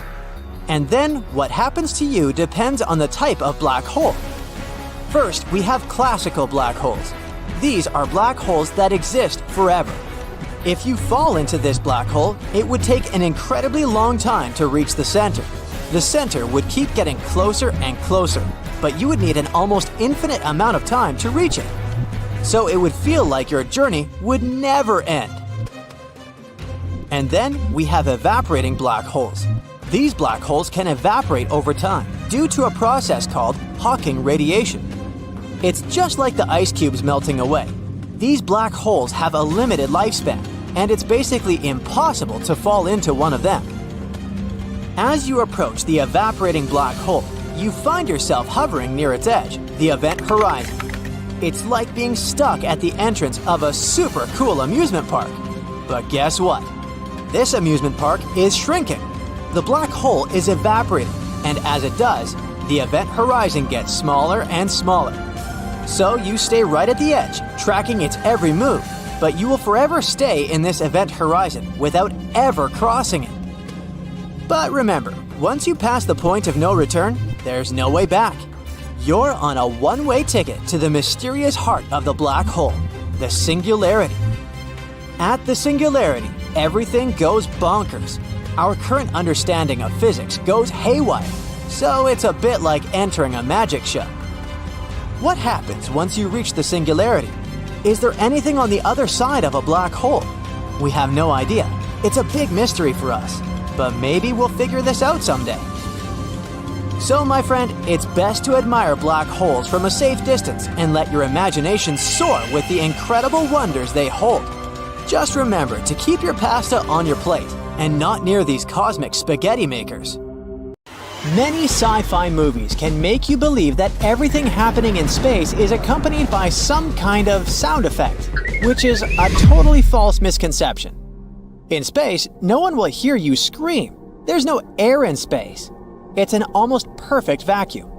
And the sound waves don't travel through a vacuum. They can't reach your eardrums and make them vibrate, sending signals to your brain. But it's a good thing, especially for astronauts on spacewalks. If not for the quietness of space, they would be constantly overwhelmed by the noise of solar storms. Huge space explosions sure look super impressive.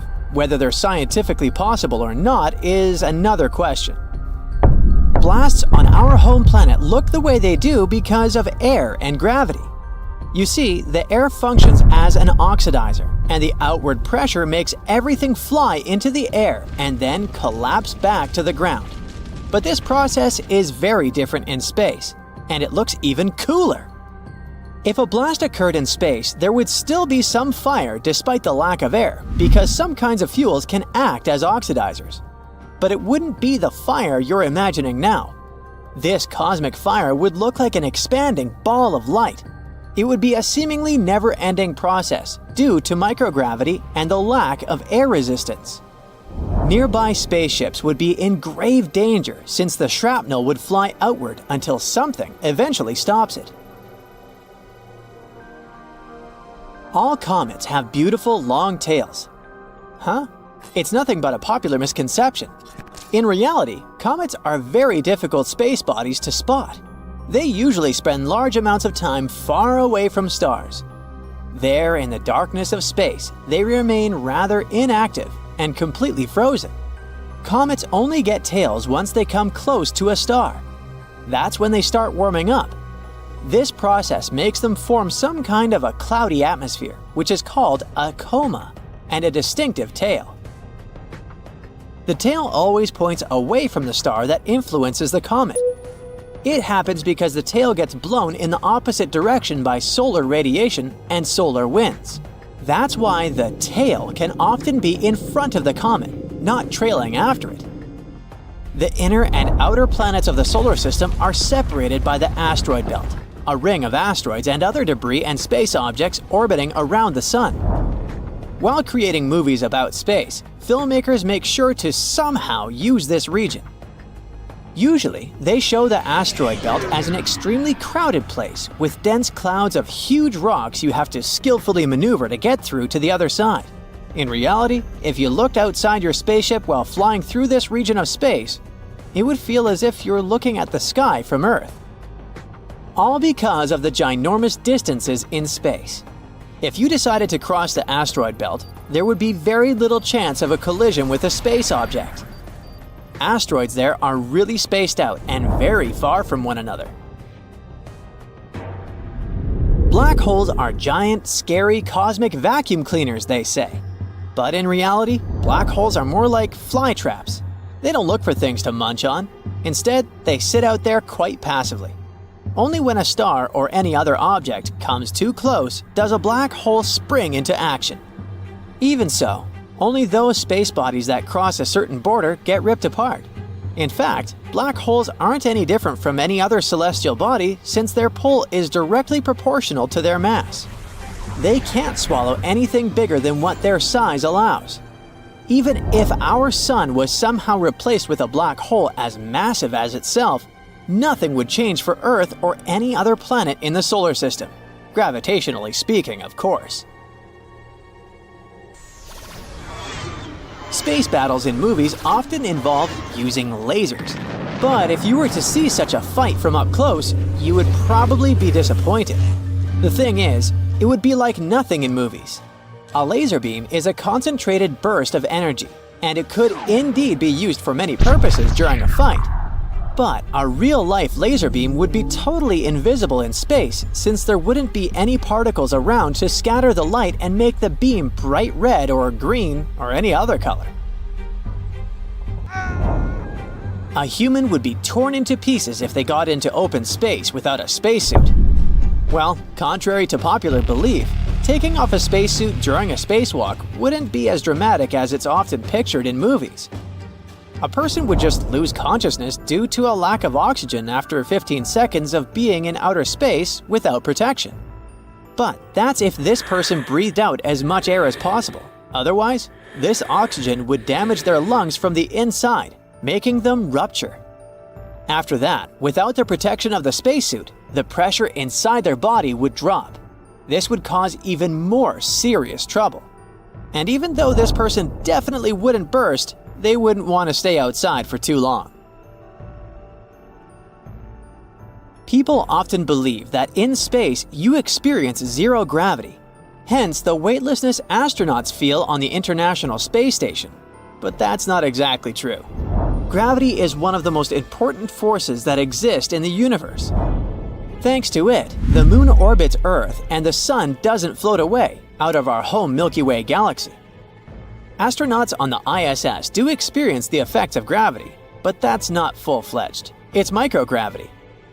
The gravity on the space station is only 10% weaker than the gravity on Earth's surface, but astronauts are constantly in freefall.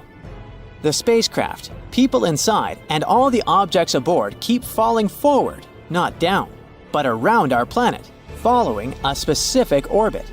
And since they're all falling together, the crew and the stuff inside seem to be floating. That's why astronauts can move things as heavy as hundreds of pounds with their fingertips. And even though microgravity is often called zero gravity, they are very different things. A light year must mean time, right? Not really. Light years actually measure distance. NASA's definition of a light year goes like this. The total distance that a beam of light moving in a straight line travels in a year. And since light moves at a speed of 186,000 miles per second, a light year equals almost 6 trillion miles. It may seem as if the sun is always on fire. At least that's what it looks like in pictures and in movies. But in reality, our star is a giant ball of gas. Nuclear reactions happening in its core at all times make the sun burn. Every second, hundreds of millions of tons of hydrogen are converted into almost as much helium. During this process, huge amounts of energy are released as gamma rays. Then these rays turn into light. In other words, the sun does emit blinding light and incredible heat, but it's not actually on fire, because no oxygen is involved in the process. The speed of light is believed to be the ultimate barrier for people when it comes to space travel, and it's often thought to be impassable. There are many theories about what it might be like to reach that speed, but none of the equations account for going above it. And still, we know that at least one thing in the universe is faster than the speed of light: the rate of its expansion. Yep, the universe is expanding faster than the speed of light, baffling astronomers and casual sky watchers alike. Or at least we can say so in terms of the speed of different objects, like faraway galaxies relative to each other. At the moment, it's not something scientists understand well. The rate of the expansion of the universe is proportional to how far something is, too. The farther it is from us, the faster it's moving away. But even though we don't get the mechanics of it yet, we've got our proof, even though it's theoretical so far, that some particles might be able to travel faster than the speed of light. Some scientists think there could be more things out there in space that could challenge this speed barrier. All we need to do is find them.